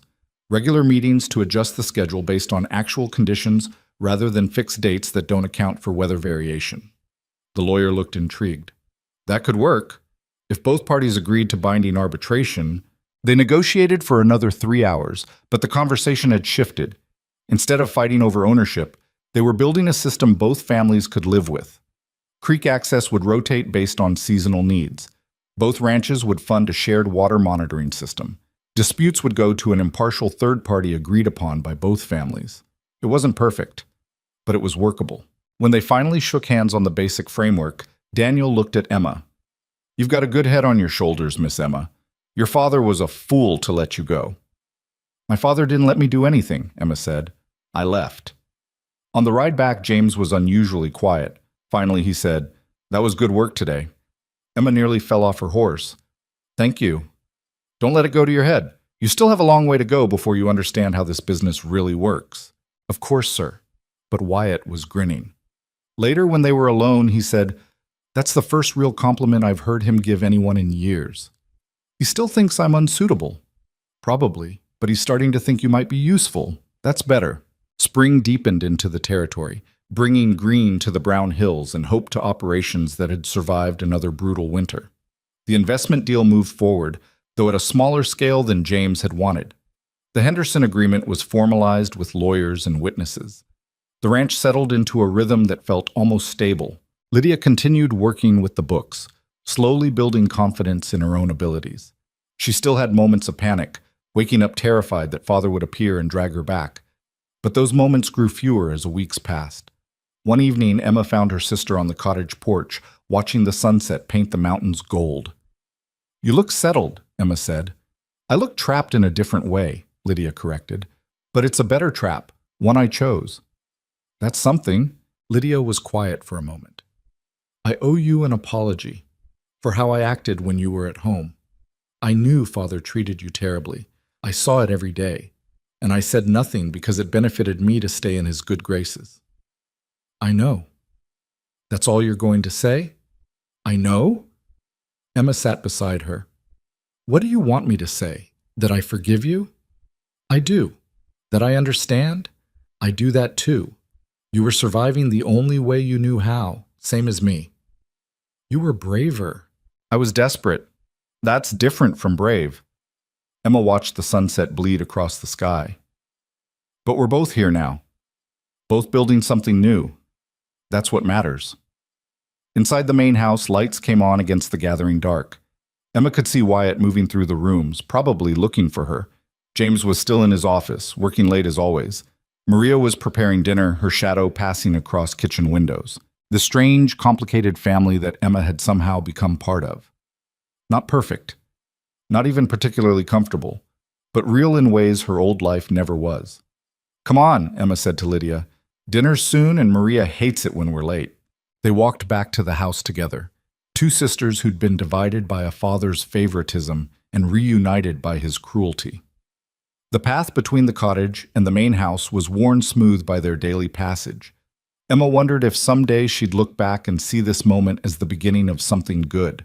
Or maybe she'd see it as a beautiful disaster still unfolding. Either way, it was hers. That counted for something. Inside, Wyatt greeted them with news. Letter came from the territorial governor's office. They want to meet about expanding rail service west. They specifically requested you be there, Emma. Me? Why? Something about wanting input from ranchers who actually work their land. Wyatt smiled. Seems your reputation is spreading. James appeared in the doorway of his study. The governor's office doesn't request meetings. They summon. This is politics, which means it's complicated and dangerous. So we'll be careful, Emma said. You don't know how to be careful. You know how to charge in and hope things work out. But James didn't look entirely displeased. Still, it's good for the family's reputation. We'll accept. Later that night, Emma lay in bed listening to the house settle around her. Footsteps in the hall, a door closing somewhere, wind against windows. Normal sounds of normal life. Except nothing about her life was normal anymore. 3 months ago, she'd been invisible, useful only for the work she could do and the space she could stay out of. Now people requested her presence at meetings, asked her opinion, valued her judgment. It was terrifying and exhilarating in equal measure. Wyatt appeared in his doorway. Can't sleep? Thinking too much. He crossed the room and sat on the edge of the bed. About? About how strange this all is, how impossible it should be. You choosing me over Lydia, your father tolerating my presence, Lydia being here, all of it. You think it's temporary, that it'll all fall apart? I think nothing this good lasts without a cost. Emma sat up. And I keep waiting for the bill to come due. Wyatt took her hand. What if there's no bill? What if this is just life? Messy and complicated, but real. Then I don't know how to do that. Neither do I. He smiled. Guess we'll figure it out together. He kissed her then, gentle and certain, and Emma let herself believe, just for a moment, that maybe impossible things could last. Outside, the Montana night stretched vast and dark over land that would test them, break them, rebuild them in ways they couldn't predict. Somewhere in the darkness, Richard Whitmore sat in his dying ranch and nursed his bitterness. Somewhere else, Daniel Henderson looked at the water agreement and allowed himself to hope. And in the Brooks mansion, two sisters slept under the same roof for the first time in months, both of them free in ways their father had never intended. The future remained uncertain. Danger still lurked in every decision, every choice, every moment of happiness that felt too fragile to trust. But for tonight, Emma was exactly where she'd chosen to be. And that was enough. The letter arrived on a Tuesday morning in early April, delivered by a writer Emma didn't recognize. Plain envelope, no return address, handed directly to her while she was working in the barn. Someone said to give this to Emma Brooks specifically, the writer said. Nobody else. Emma wiped her hands on her work pants. I'm not Emma Brooks. Not yet, anyway. You're the one who fixed the Henderson water dispute? I helped negotiate it, yes. Then you're who I'm looking for. He handed her the envelope and left before she could ask questions. Inside was a single page, handwritten in script she didn't recognize. Miss Whitmore, you don't know me, but I knew your future mother-in-law, Catherine Brooks.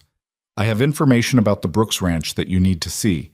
Meet me at the old Parsons place, 3 miles west of town, tomorrow at noon. Come alone. What I have to show you could destroy the Brooks family or save it. Your choice what you do with the truth. A friend. Emma read it 3 times, her stomach tightening with each pass. This felt like a trap, or blackmail, or some elaborate scheme to pull her away from the ranch and do something terrible. But the mention of Catherine Brooks nagged at her. Wyatt rarely spoke about his mother, and when he did, his voice carried a grief that hadn't healed. Whatever this person claimed to have, it was connected to her somehow. Emma folded the letter and shoved it in her pocket. She should tell Wyatt, show him the letter, let him decide what to do. But something stopped her. Some instinct that said this was information she needed to see first, before deciding who else should know. The next morning, she told Wyatt she was riding out to check the western fence line. Not a complete lie. The western fence did need checking, just not at the old Parsons place, and not for the reasons he'd assume. Want company? Wyatt asked. I'll take Tom. You've got that meeting with the lumber supplier. He kissed her forehead. Be careful. Western Range is rough country. I've survived worse. Emma rode out with Tom for the first 2 miles, then told him she wanted to scout ahead alone. He looked skeptical, but didn't argue. Emma was past the point where the ranch hands questioned her judgment. The Parsons place had been abandoned for years, a sagging homestead slowly being reclaimed by the land. Emma approached cautiously, scanning for ambush, for armed men, for anything that screamed danger. Instead, she found an older woman sitting on the porch steps, probably 60 or so, with gray hair and eyes that had seen too much. She stood when Emma dismounted. Miss Whitmore, thank you for coming. Who are you? My name is Helen Marsh. I was Catherine Brooks' closest friend. We grew up together, stayed close until she died. Helen gestured to the steps. Please, sit. This will take some time to explain. Emma stayed standing, hand near the rifle on her saddle. Explain from there. Smart. Don't trust strangers. Helen didn't seem offended. Catherine died 15 years ago. Before she passed, she gave me a collection of letters and documents, made me promise to keep them safe until the right person came along to use them properly. And you think I'm that person? I think you're the first person to enter that family who isn't controlled by James Brooks, which means you might actually do something with the truth instead of burying it. Emma's hand moved away from the rifle. What truth? Helen pulled out a leather satchel, set it on the steps between them. Catherine discovered, about a year before she died, that James had built the Brooks Ranch through fraud, forged water rights, manipulated land claims, threatened families into selling at unfair prices.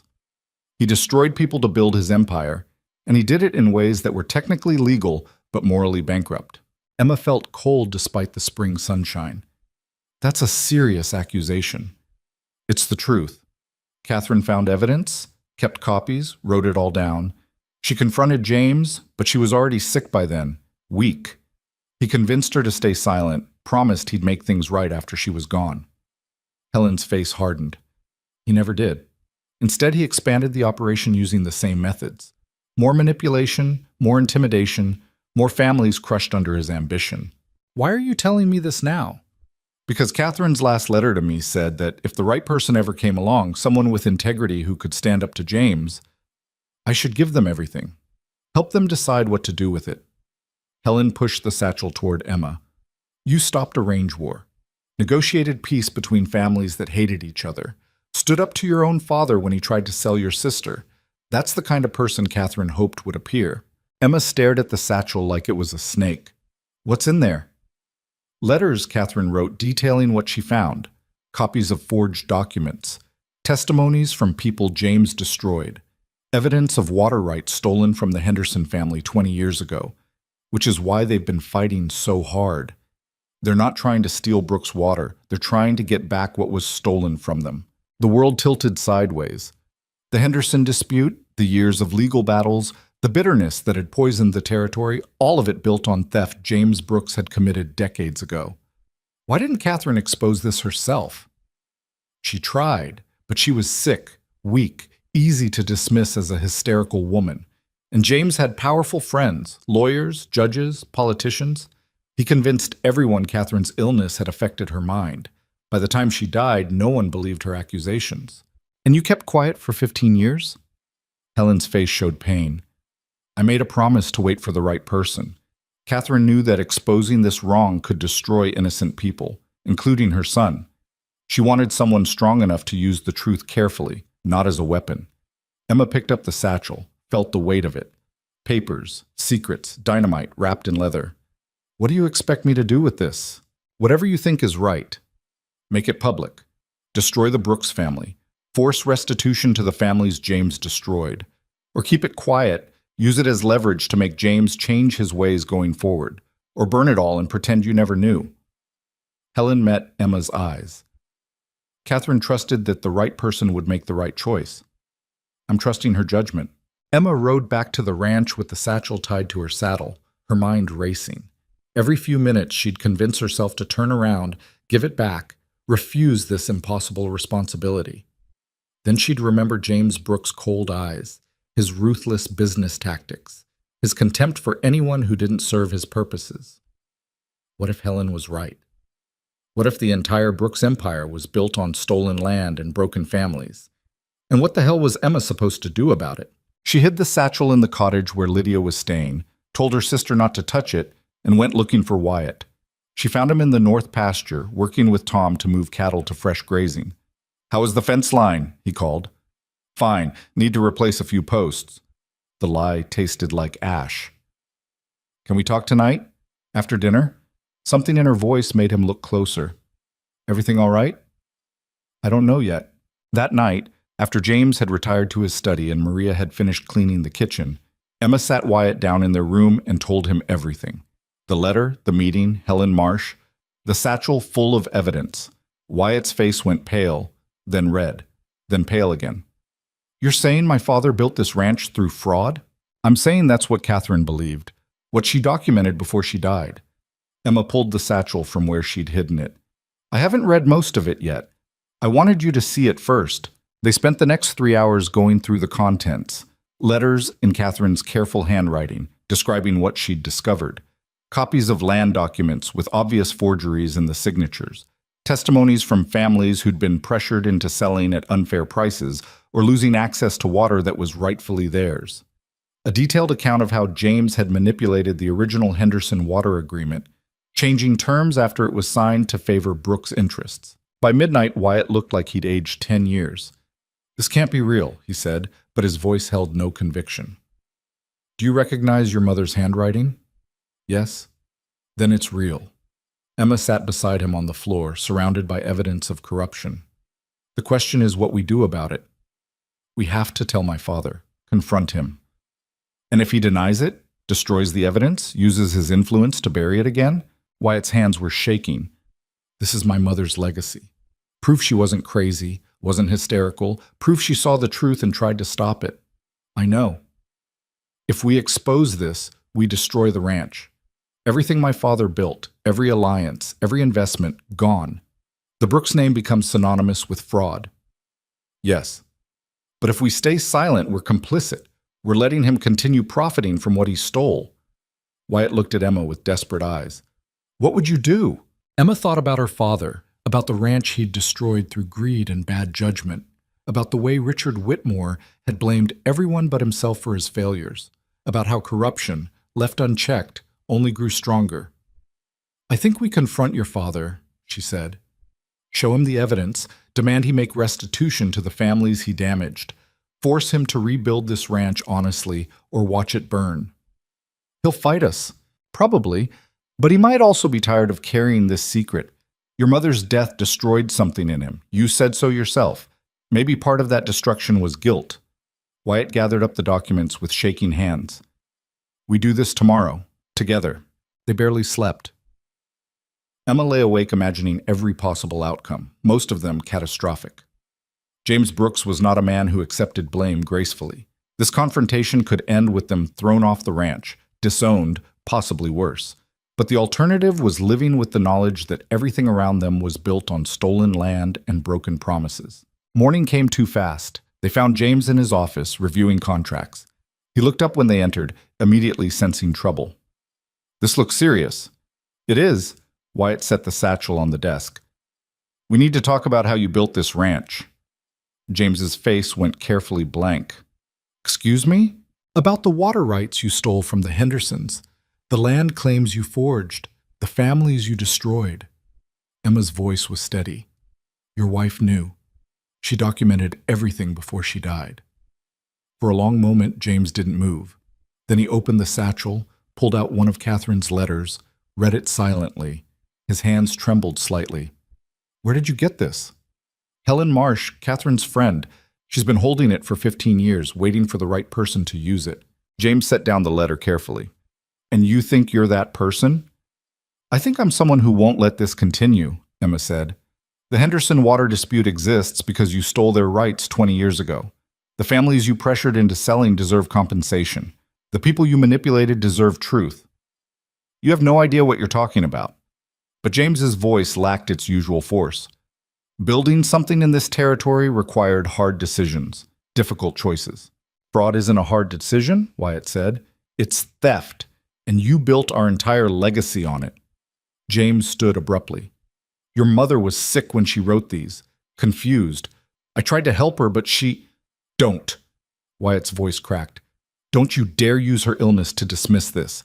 She wasn't confused. She saw what you were, and it broke her heart. James flinched like he'd been struck. Here's what's going to happen, Emma said, stepping forward. You're going to make this right. Return the water rights to the Hendersons. Compensate the families you destroyed. Renegotiate the land agreements honestly. That would bankrupt us. Then we'll be bankrupt honestly instead of wealthy through fraud. You self-righteous little... James caught himself. You think you understand this business? This territory? I built an empire from nothing. I gave Wyatt a future. I created something that lasts. You created something built on other people's suffering, Emma said. That's not a legacy. That's a curse. James looked at his son. Wyatt, you can't possibly support this madness. Wyatt met his father's eyes. I support honesty, something you should have taught me instead of teaching me how to manipulate and intimidate. I taught you how to survive. You taught me how to become you, and I won't do it. Wyatt's voice was quiet but final. We fix this, Father. All of it. Or I walk away and take Emma with me, and you can watch your empire collapse alone.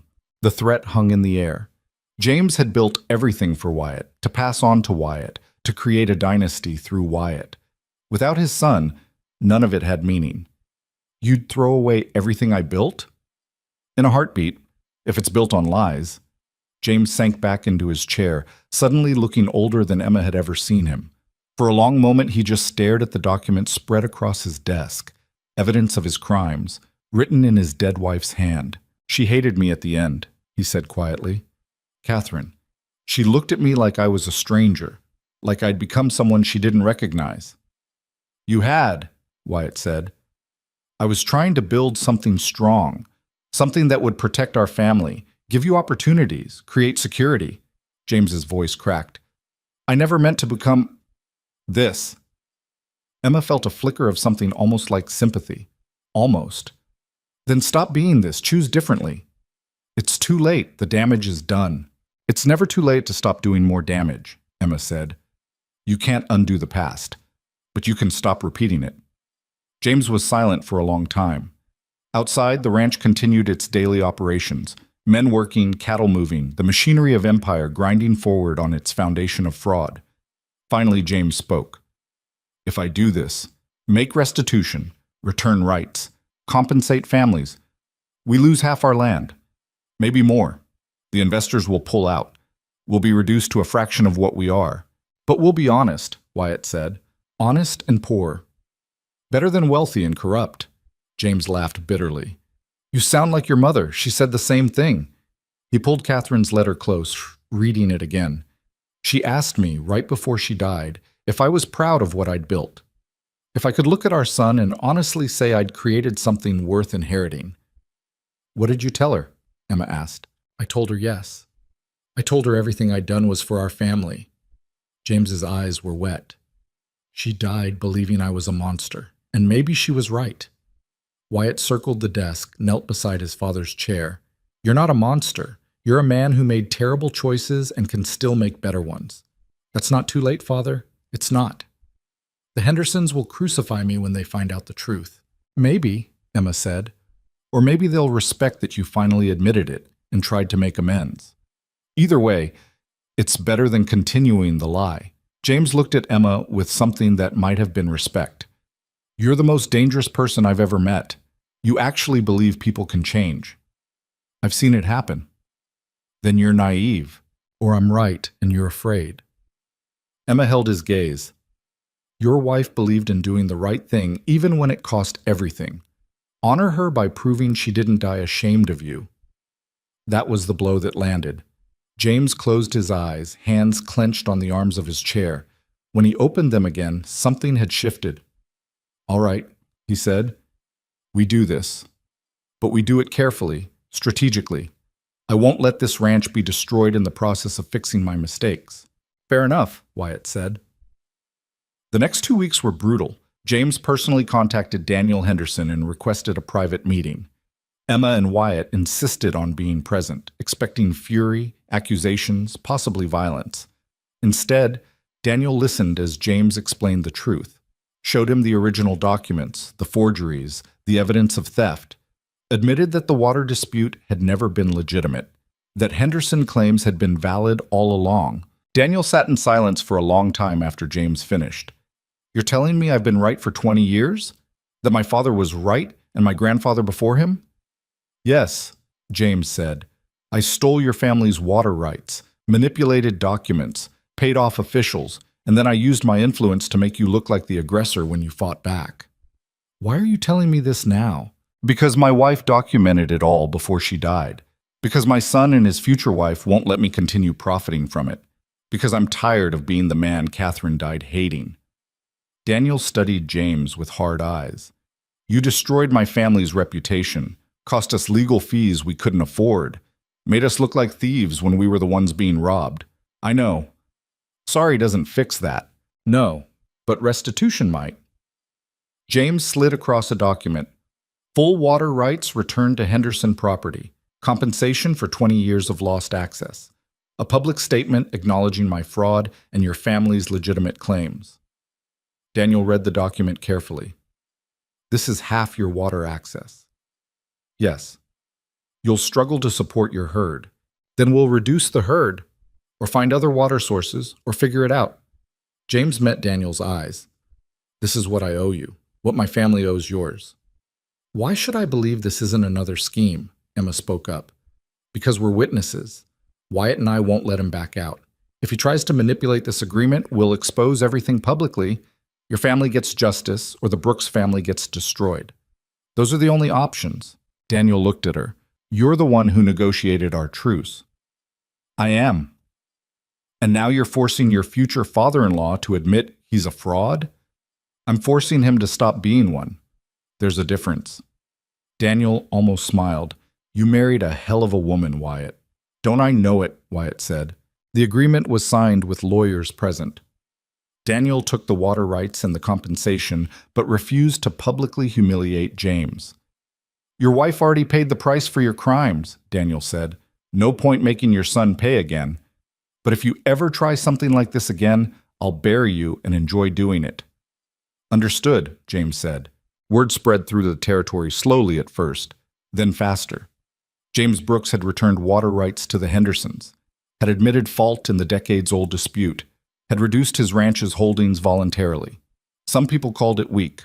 Others called it honorable.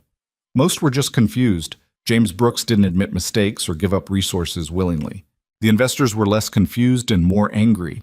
2 of them pulled out immediately, citing instability and poor judgment.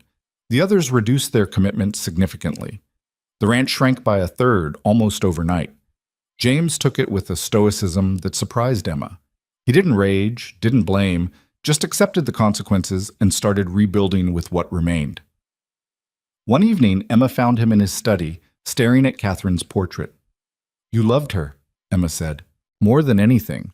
But I loved power too, and I couldn't figure out how to keep both. James didn't look away from the painting. She asked me once what I was afraid of, what drove me to keep taking and building and dominating. I told her I was afraid of being weak, of losing everything. And now? Now I've lost half of everything, and I feel stronger than I have in 15 years. He finally turned to Emma. You were right, about courage, about change, about all of it. And I hate that you were right. I know. But I'm glad Wyatt chose you. Catherine would have liked you. You're stubborn enough to match her. It was the closest thing to affection James Brooks had ever shown her. Emma accepted it for the gift it was. Lydia appeared in the study doorway, holding ledgers. The revised budget is ready. We can maintain current operations with the reduced land, but there's no room for expansion in the next 3 years. That's fine, James said. We'll focus on sustainability instead of growth. After Lydia left, James said, Your sister is brilliant with numbers. Wasted potential, raising her to be decorative. Most women are wasted potential, Emma said. We're raised to be decorative or useful, never powerful. And you're trying to change that. I'm trying to survive it. The change is accidental. James almost smiled.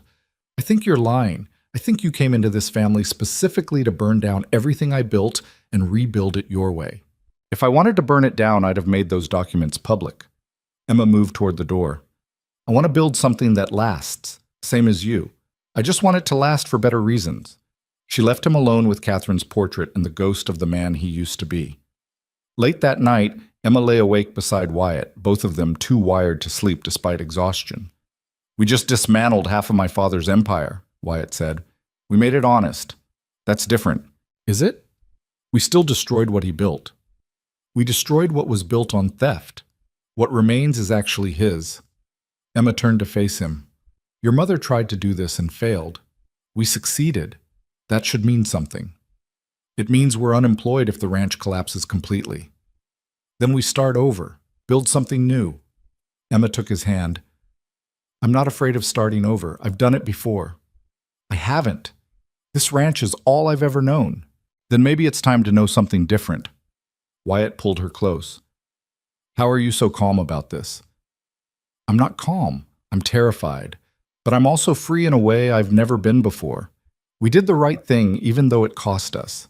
That's worth something. Or it's naive idealism that'll get us killed. Maybe both. They lay in silence, listening to the house settle around them. Somewhere in the darkness, James Brooks probably couldn't sleep either, wrestling with demons Emma had forced him to confront. Lydia was in her cottage, working on budgets for a future none of them could predict. The ranch hands slept in their bunkhouse, unaware that the empire they worked for had shrunk by half overnight. And Emma felt, for the first time since arriving at the Brooks Ranch, like she might actually belong here. Not because she'd adapted to fit their world, but because she'd changed their world to fit her values. It was dangerous, presumptuous, possibly doomed to failure. But it was hers, and that made all the difference. Spring turned to summer, and the smaller Brooks Ranch found its rhythm. The reduction in land and resources forced changes nobody had anticipated. Some were painful. 3 ranch hands had to be let go. The seasonal crew was half its normal size. Expansion plans were shelved indefinitely. But other changes felt almost like relief. Without the pressure to constantly grow, to dominate, to crush competition, the daily work became just that, work. Honest, difficult, but clean in a way it hadn't been before. Emma noticed it first in James. He still worked from dawn until dark, still drove himself and everyone around him hard. But the desperate edge was gone. He negotiated with neighboring ranchers instead of intimidating them. He solved problems through collaboration rather than domination. One morning, Emma found him at the kitchen table with Lydia, going over the books together. James was actually listening to her suggestions instead of dismissing them. If we rotate the cattle through the south pasture every 3 weeks instead of monthly, we reduce overgrazing and improve the grass quality, Lydia was saying, pointing to numbers in her ledger.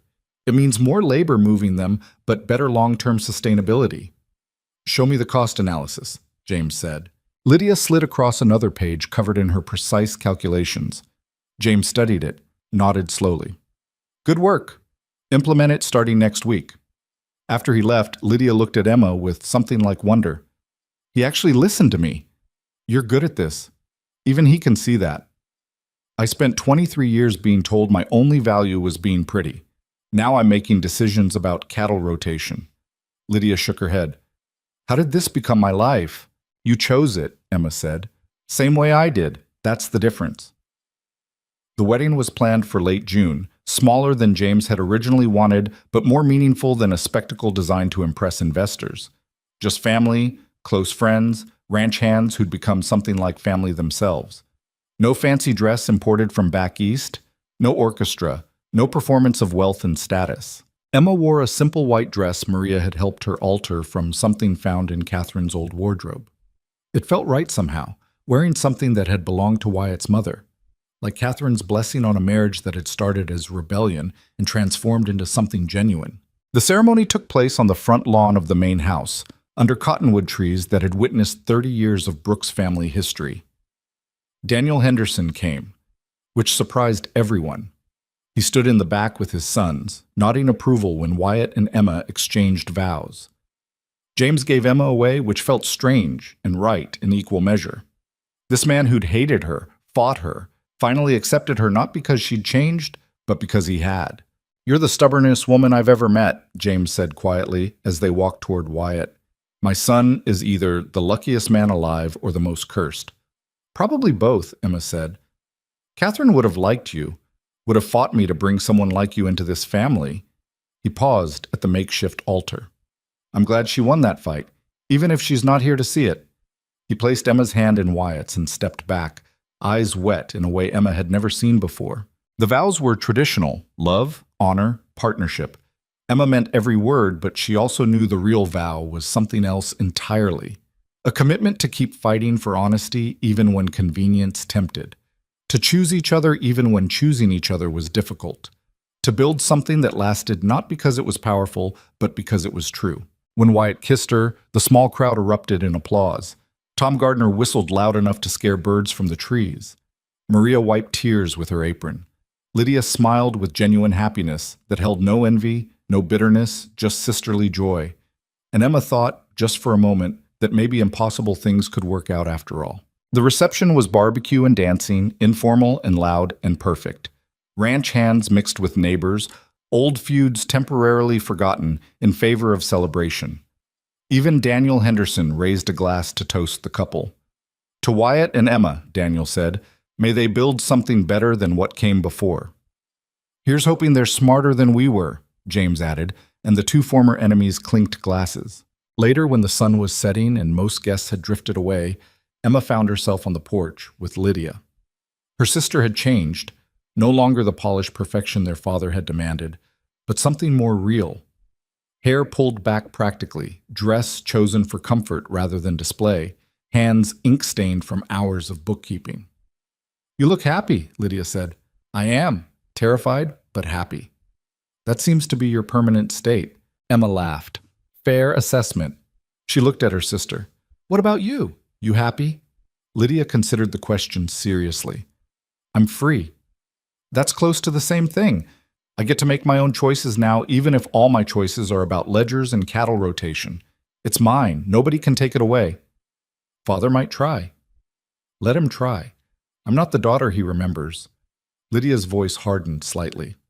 "I spent too long being what he wanted. I'm done with that." They sat in comfortable silence as the sky turned purple and gold.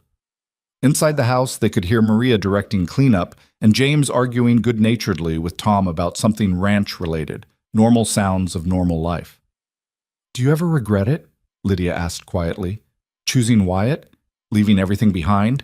Emma thought about the question. About the girl she'd been 6 months ago. Invisible. Useful only for the work she could do. Convinced she'd never be more than her father's unpaid ranch hand. About the terror of riding away into darkness with a man she barely knew. About every difficult moment since then. Every fight with James. Every risk that could have destroyed everything. "No," Emma said. "Not even once. Even on the worst days, when everything's falling apart and I'm convinced we've made a terrible mistake, I still chose this. And that choice matters more than whether it's easy. You're braver than me. I'm more desperate than you. There's a difference." Emma squeezed her sister's hand. "But you're here now. You made your own choice too. That took courage." Wyatt appeared in the doorway. "Wife, are you planning to spend our wedding night talking to your sister, or can I steal you away?"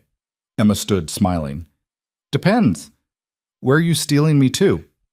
"Somewhere without family, ranch hands, or responsibility, just for tonight." He'd prepared a campsite up on the ridge overlooking the valley, away from the house and the noise and the constant demands of ranch life. Just a tent, blankets, a small fire, and the vast Montana sky spreading out above them like eternity. They lay together watching stars appear one by one, not talking much, just existing in the same space without pressure to be anything other than themselves. "I never thought I'd get here," Wyatt said finally. "Married to someone I actually want to spend my life with. Running a ranch that's honest instead of powerful. Having a relationship with my father that isn't just fear and obligation." "You could have had all that with Lydia," Emma said. "Well, maybe not the honest ranch part, but the marriage, the family approval. No. Lydia would have been exactly what my father wanted, which means eventually I would have become exactly what he was. Ruthless, isolated, married to someone who feared me instead of challenged me." He turned to look at her. "You make me better. You make me want to be better. That's worth every difficult moment. Even when I force you to dismantle half your inheritance? Especially then." They made love slowly, carefully, learning each other in ways their chaotic courtship hadn't allowed. And afterward, lying tangled together under stars that had witnessed centuries of human struggle, Emma felt something settle in her chest. Not peace exactly. Life on a ranch never promised peace, but a kind of rightness.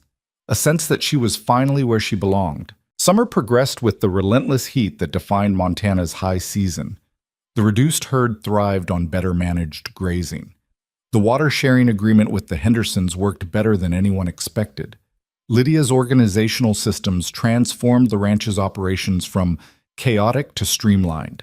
And slowly, grudgingly, James Brooks transformed from an empire builder into something almost like a partner. He still made unilateral decisions sometimes, still fell back on old habits of intimidation and control.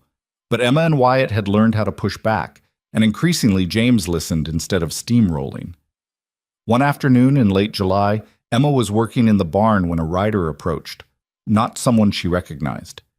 Young man, maybe 20, wearing a suit that looked uncomfortable in the heat. "I'm looking for Emma Brooks," he said. "That's me. I'm a clerk from the Territorial Land Office. We've received a filing from Richard Whitmore claiming you and your sister stole property from him when you left his ranch. Horses, tack, personal items. He's demanding either their return or compensation." Emma felt ice in her stomach despite the heat. "What kind of property?" The clerk consulted his notes. 2 horses, a bay mare named Rosie, and a gray gelding. Saddles, riding equipment, and various household items. Total value claimed at $800. "Rosie was my horse. I raised her from a foal. The tack was mine, bought with money I earned." "Do you have documentation of purchase?" Emma stared at him. "I'm a ranch hand. I worked for my father without pay my entire life. I didn't get receipts for the horse I raised or the equipment I needed to do unpaid labor." "Then legally, anything on his property belongs to him. You'd need to prove ownership or pay compensation." The clerk looked uncomfortable. "I'm required to inform you that failure to respond could result in legal action." After he left, Emma stood in the barn feeling rage build in her chest. Her father couldn't control her anymore, couldn't sell her, couldn't dictate her life. So now he'd found another way to hurt her, through the law, through claims of theft, through anything that might drag her back into his sphere of influence. She found Wyatt in the north pasture and explained the situation. His face darkened. "He's doing this to force contact, to make you acknowledge him." "I know. We'll pay it. $800 to make him go away." "That's not the point." Emma's hands clenched. "Rosie is mine. She was given to me when I was 15 years old. I've cared for her, trained her, worked her for 11 years. She's mine, and he knows it." "Can you prove it? To a judge?" "Probably not. I was his daughter, living on his property. Legally, everything there belonged to him." Emma felt tears of frustration. "He's doing this because I'm finally happy, because I built something without him, because I got away." Wyatt pulled her close. "Then we pay the $800, and we never think about him again. We don't let him have power over you anymore." But Emma couldn't let it go. That night she sat in the kitchen with Lydia, both of them staring at the legal notice. "He took your horse," Lydia said quietly. "After everything else, he took your horse. And he'll keep taking until there's nothing left to take. That's who he is. We could fight it, hire a lawyer, drag it through court. With what money? With what time? He wants me distracted, fighting, pulled back into his world, even if it's just through legal battles." Emma crumpled the notice. "He wins either way. We pay him or we fight him, and both options give him exactly what he wants, acknowledgement that he still matters." "So what do we do?" Emma thought about it for a long time. Then she stood. "I'm going to see him, one last time. End this face-to-face instead of through lawyers and land office clerks. Emma, that's exactly what he wants. I know, but he's going to get it on my terms, not his." Wyatt tried to talk her out of it. James actually ordered her not to go. But Emma saddled a horse the next morning and rode toward the Whitmore ranch alone, carrying nothing but determination and a small bag. The property looked worse than she remembered. Fences sagging, buildings in disrepair, cattle thin and scattered across overgrazed pasture. Richard Whitmore had destroyed what remained after Emma and Lydia left, drinking and raging instead of working. She found him on the porch, bottle in hand, looking 10 years older than the last time she'd seen him. "So you came," he said, words slightly slurred. "Knew you would eventually." "I came to end this." Emma dismounted. "Not to beg, not to apologize, not to let you drag me back into your bitterness. To end it. You took my property. I took a horse you gave me 11 years ago and equipment I earned through a decade of unpaid labor. You want to call that theft? Fine. Here." She threw the bag at his feet. $800. Every cent Wyatt and I had saved for winter supplies. Take it and leave me alone." Richard looked at the money, then at Emma. "You think this is about money?" "I think this is about control. About punishing me for choosing my own life instead of the one you planned. About making sure I never forget that you still have power to hurt me." "You destroyed this family." "You destroyed this family," Emma interrupted. "You treated your daughters like assets instead of people. You sold Lydia to the highest bidder and worked me like unpaid labor. You drove both of us away through your own cruelty. And now you're sitting here drinking yourself to death because you can't admit that you're the problem. I gave you everything. You gave me nothing. Not love, not respect, not even basic human decency. And I'm done letting you pretend otherwise. Emma's voice was steady, final. Take the money. Keep the horse if that makes you feel powerful. But this is the last time we speak. The last time I acknowledge you exist. After today, you're dead to me. Richard stood unsteadily. You can't just walk away. Watch me. Emma climbed back on her horse. I've built a life without you. A family that actually values me. A future that doesn't include your bitterness poisoning everything good. You can drink yourself to death in this falling apart ranch and I won't care because you stopped being my father the moment you started treating me like property. Emma ishi dampam matim mama. No. You don't get to say my name anymore. You don't get to claim any connection to who I've become. I'm not your daughter. I'm not your property. I'm not your anything. She looked down at him from horseback, this man who'd controlled her entire childhood and adolescence and felt absolutely nothing. Goodbye, Father. I hope you find whatever it is you're looking for at the bottom of that bottle. She rode away without looking back. Behind her, Richard Whitmore stood on his porch holding $800 that wouldn't save his ranch or his soul, watching his daughter disappear for the final time. Emma cried on the ride back, but not from sadness, from relief, from the physical release of cutting the last tie to a man who'd never deserved her loyalty, from the freedom of finally, completely being done. When she arrived back at the Brooks Ranch, Wyatt was waiting in the yard. How did it go? It's over. Emma dismounted, let him catch her when her legs felt unsteady. I gave him the money, told him to leave us alone, and cut him off completely. He's dead to me now, actually dead, not just legally. Are you okay? I'm free. And saying it out loud made it real. I'm completely, finally free. August brought the investors back. Not all of them, but enough. Gerald and Marcus arrived with a proposal. They'd been watching the Brooks Ranch carefully over the past months, seeing how the reduced operation functioned, evaluating whether James Brooks's newfound honesty was genuine or performance. The meeting took place in the dining room where Emma had once challenged James's expansion plans in front of these same men. We've consulted with several ranching experts, Gerald said, reviewed your revised operations, spoken with neighboring ranchers, including Daniel Henderson. The consensus is that you're running a sustainable operation now, not an aggressive land grab. That's good to hear, James said carefully. It's more than good, it's investable. Marcus slid contracts across the table. We're prepared to reinvest, but with conditions. Emma remains involved in all operational decisions. Lydia continues managing the financial systems. And you, James, agree to monthly oversight meetings where we review practices and ensure nothing returns to the old methods. James bristled. You're asking for control of my ranch. We're asking for oversight of our investment. There's a difference. Gerald's voice was firm. The Brooks Ranch under your old management was a liability waiting to explode. Under this new model, with your son's integrity, Emma's practical knowledge, and Lydia's financial discipline, it's something we believe in. So I'm being managed by my investors and my own family? You're being held accountable, Emma said, which is what should have happened years ago. James looked around the table, at Wyatt, at Emma, at Lydia, with her perfectly organized ledgers, at the investors who'd once courted his favor and now demanded his compliance. A year ago, he would have thrown them all out, would have raged about respect and control and empire, but Catherine's letters still sat in his desk drawer. Proof of what unchecked ambition had cost him. Proof that his wife had died ashamed of what he'd become. All right, James said finally, but I want it documented that while I accept oversight, I'm still the majority owner. This is still the Brooks Ranch, built by Brooks' determination, even if that determination was sometimes misguided. Agreed, Marcus said. The contracts were signed, the investment was secured.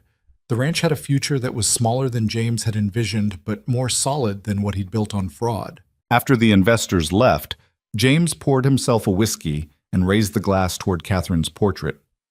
I hope you're watching this, he said quietly. Hope you see that I'm trying. Probably failing, but trying. Emma stood beside him, looking at the woman she'd never met but somehow knew intimately through her letters. She'd be proud, Emma said, of the trying. That's what mattered to her. How do you know? Because trying meant you chose to change instead of defending who you were. That's the hardest thing a person can do. James looked at her. You really believe people can change? I've seen it happen. I'm watching it happen. Emma nodded toward the portrait. She believed it too. That's why she left those letters. She was giving you a chance to prove her right. I spent 15 years proving her wrong. Then spend the next 15 proving her right. You've got time.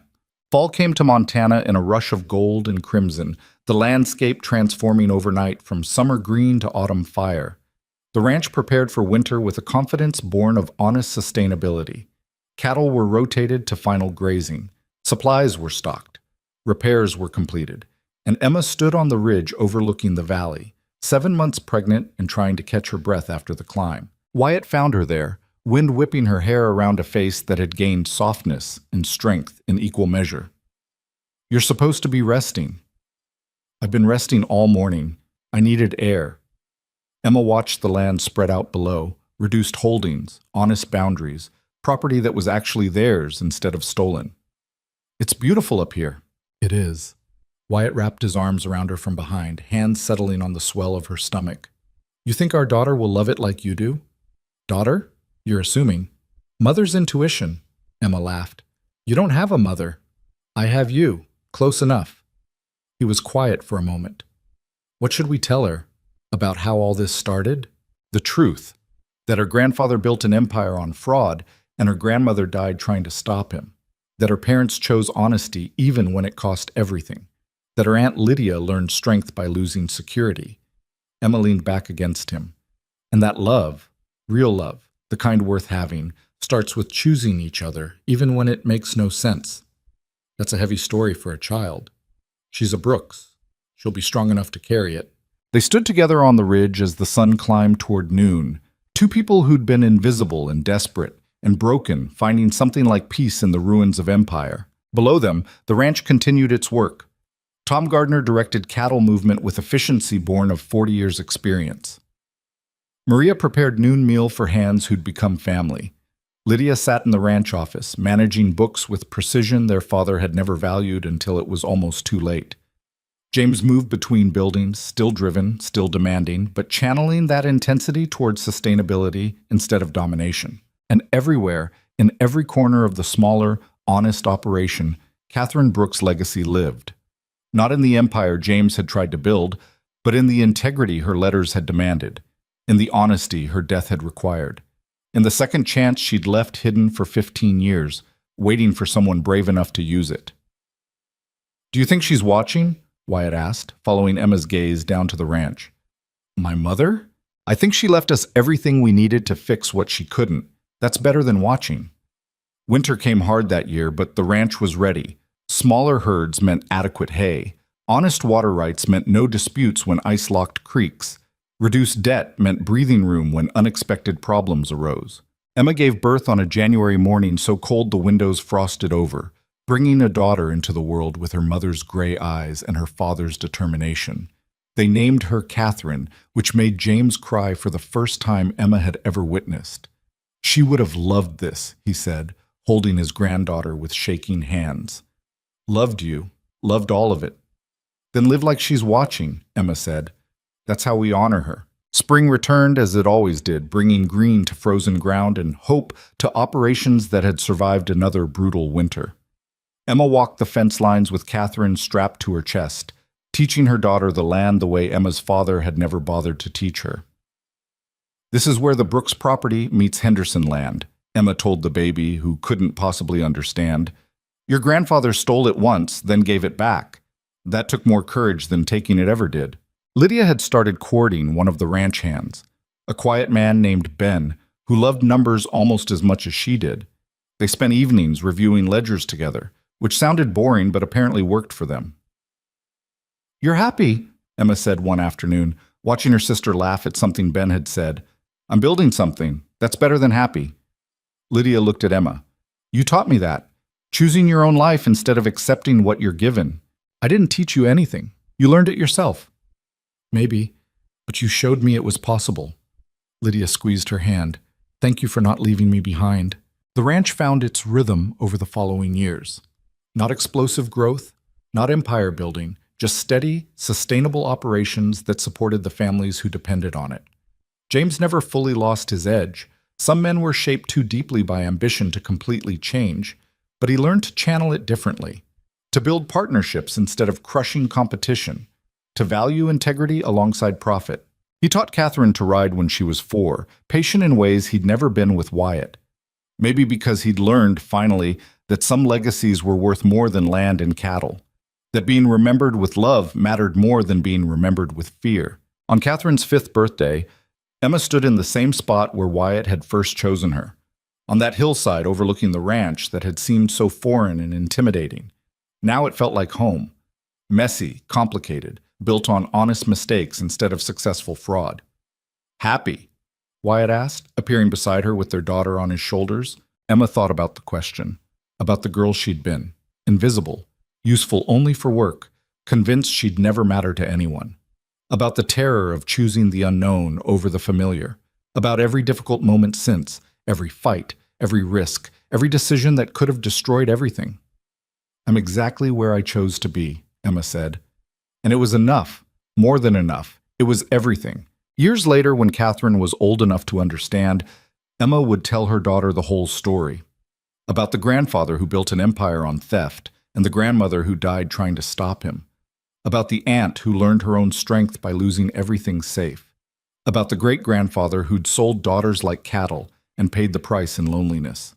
But mostly, Emma would tell her daughter about choice, about the terrifying, liberating power of choosing your own life even when it makes no sense to anyone else. Because that was the real legacy Catherine Brooks had left. Not letters exposing fraud, not evidence of corruption, but proof that one person's courage could change everything. That speaking truth mattered. That integrity survived even when the people who embodied it didn't. Emma had inherited that legacy not through blood, but through action. Through refusing to stay invisible. Through demanding honesty even when convenient lies would have been easier. Through choosing love that required effort over comfort that required submission. And now she'd pass it to her daughter. Not as burden, but as possibility. Not as expectation, but as example. The ranch spread out below them in all its imperfect glory, smaller than James had dreamed, more honest than he'd ever planned, sustainable in ways empire never could be. Cattle grazed on fairly accessed water. Fences marked honestly negotiated boundaries. Workers received fair wages for genuine labor. It wasn't perfect. Some days were brutal. Some years lost money. Some decisions backfired spectacularly.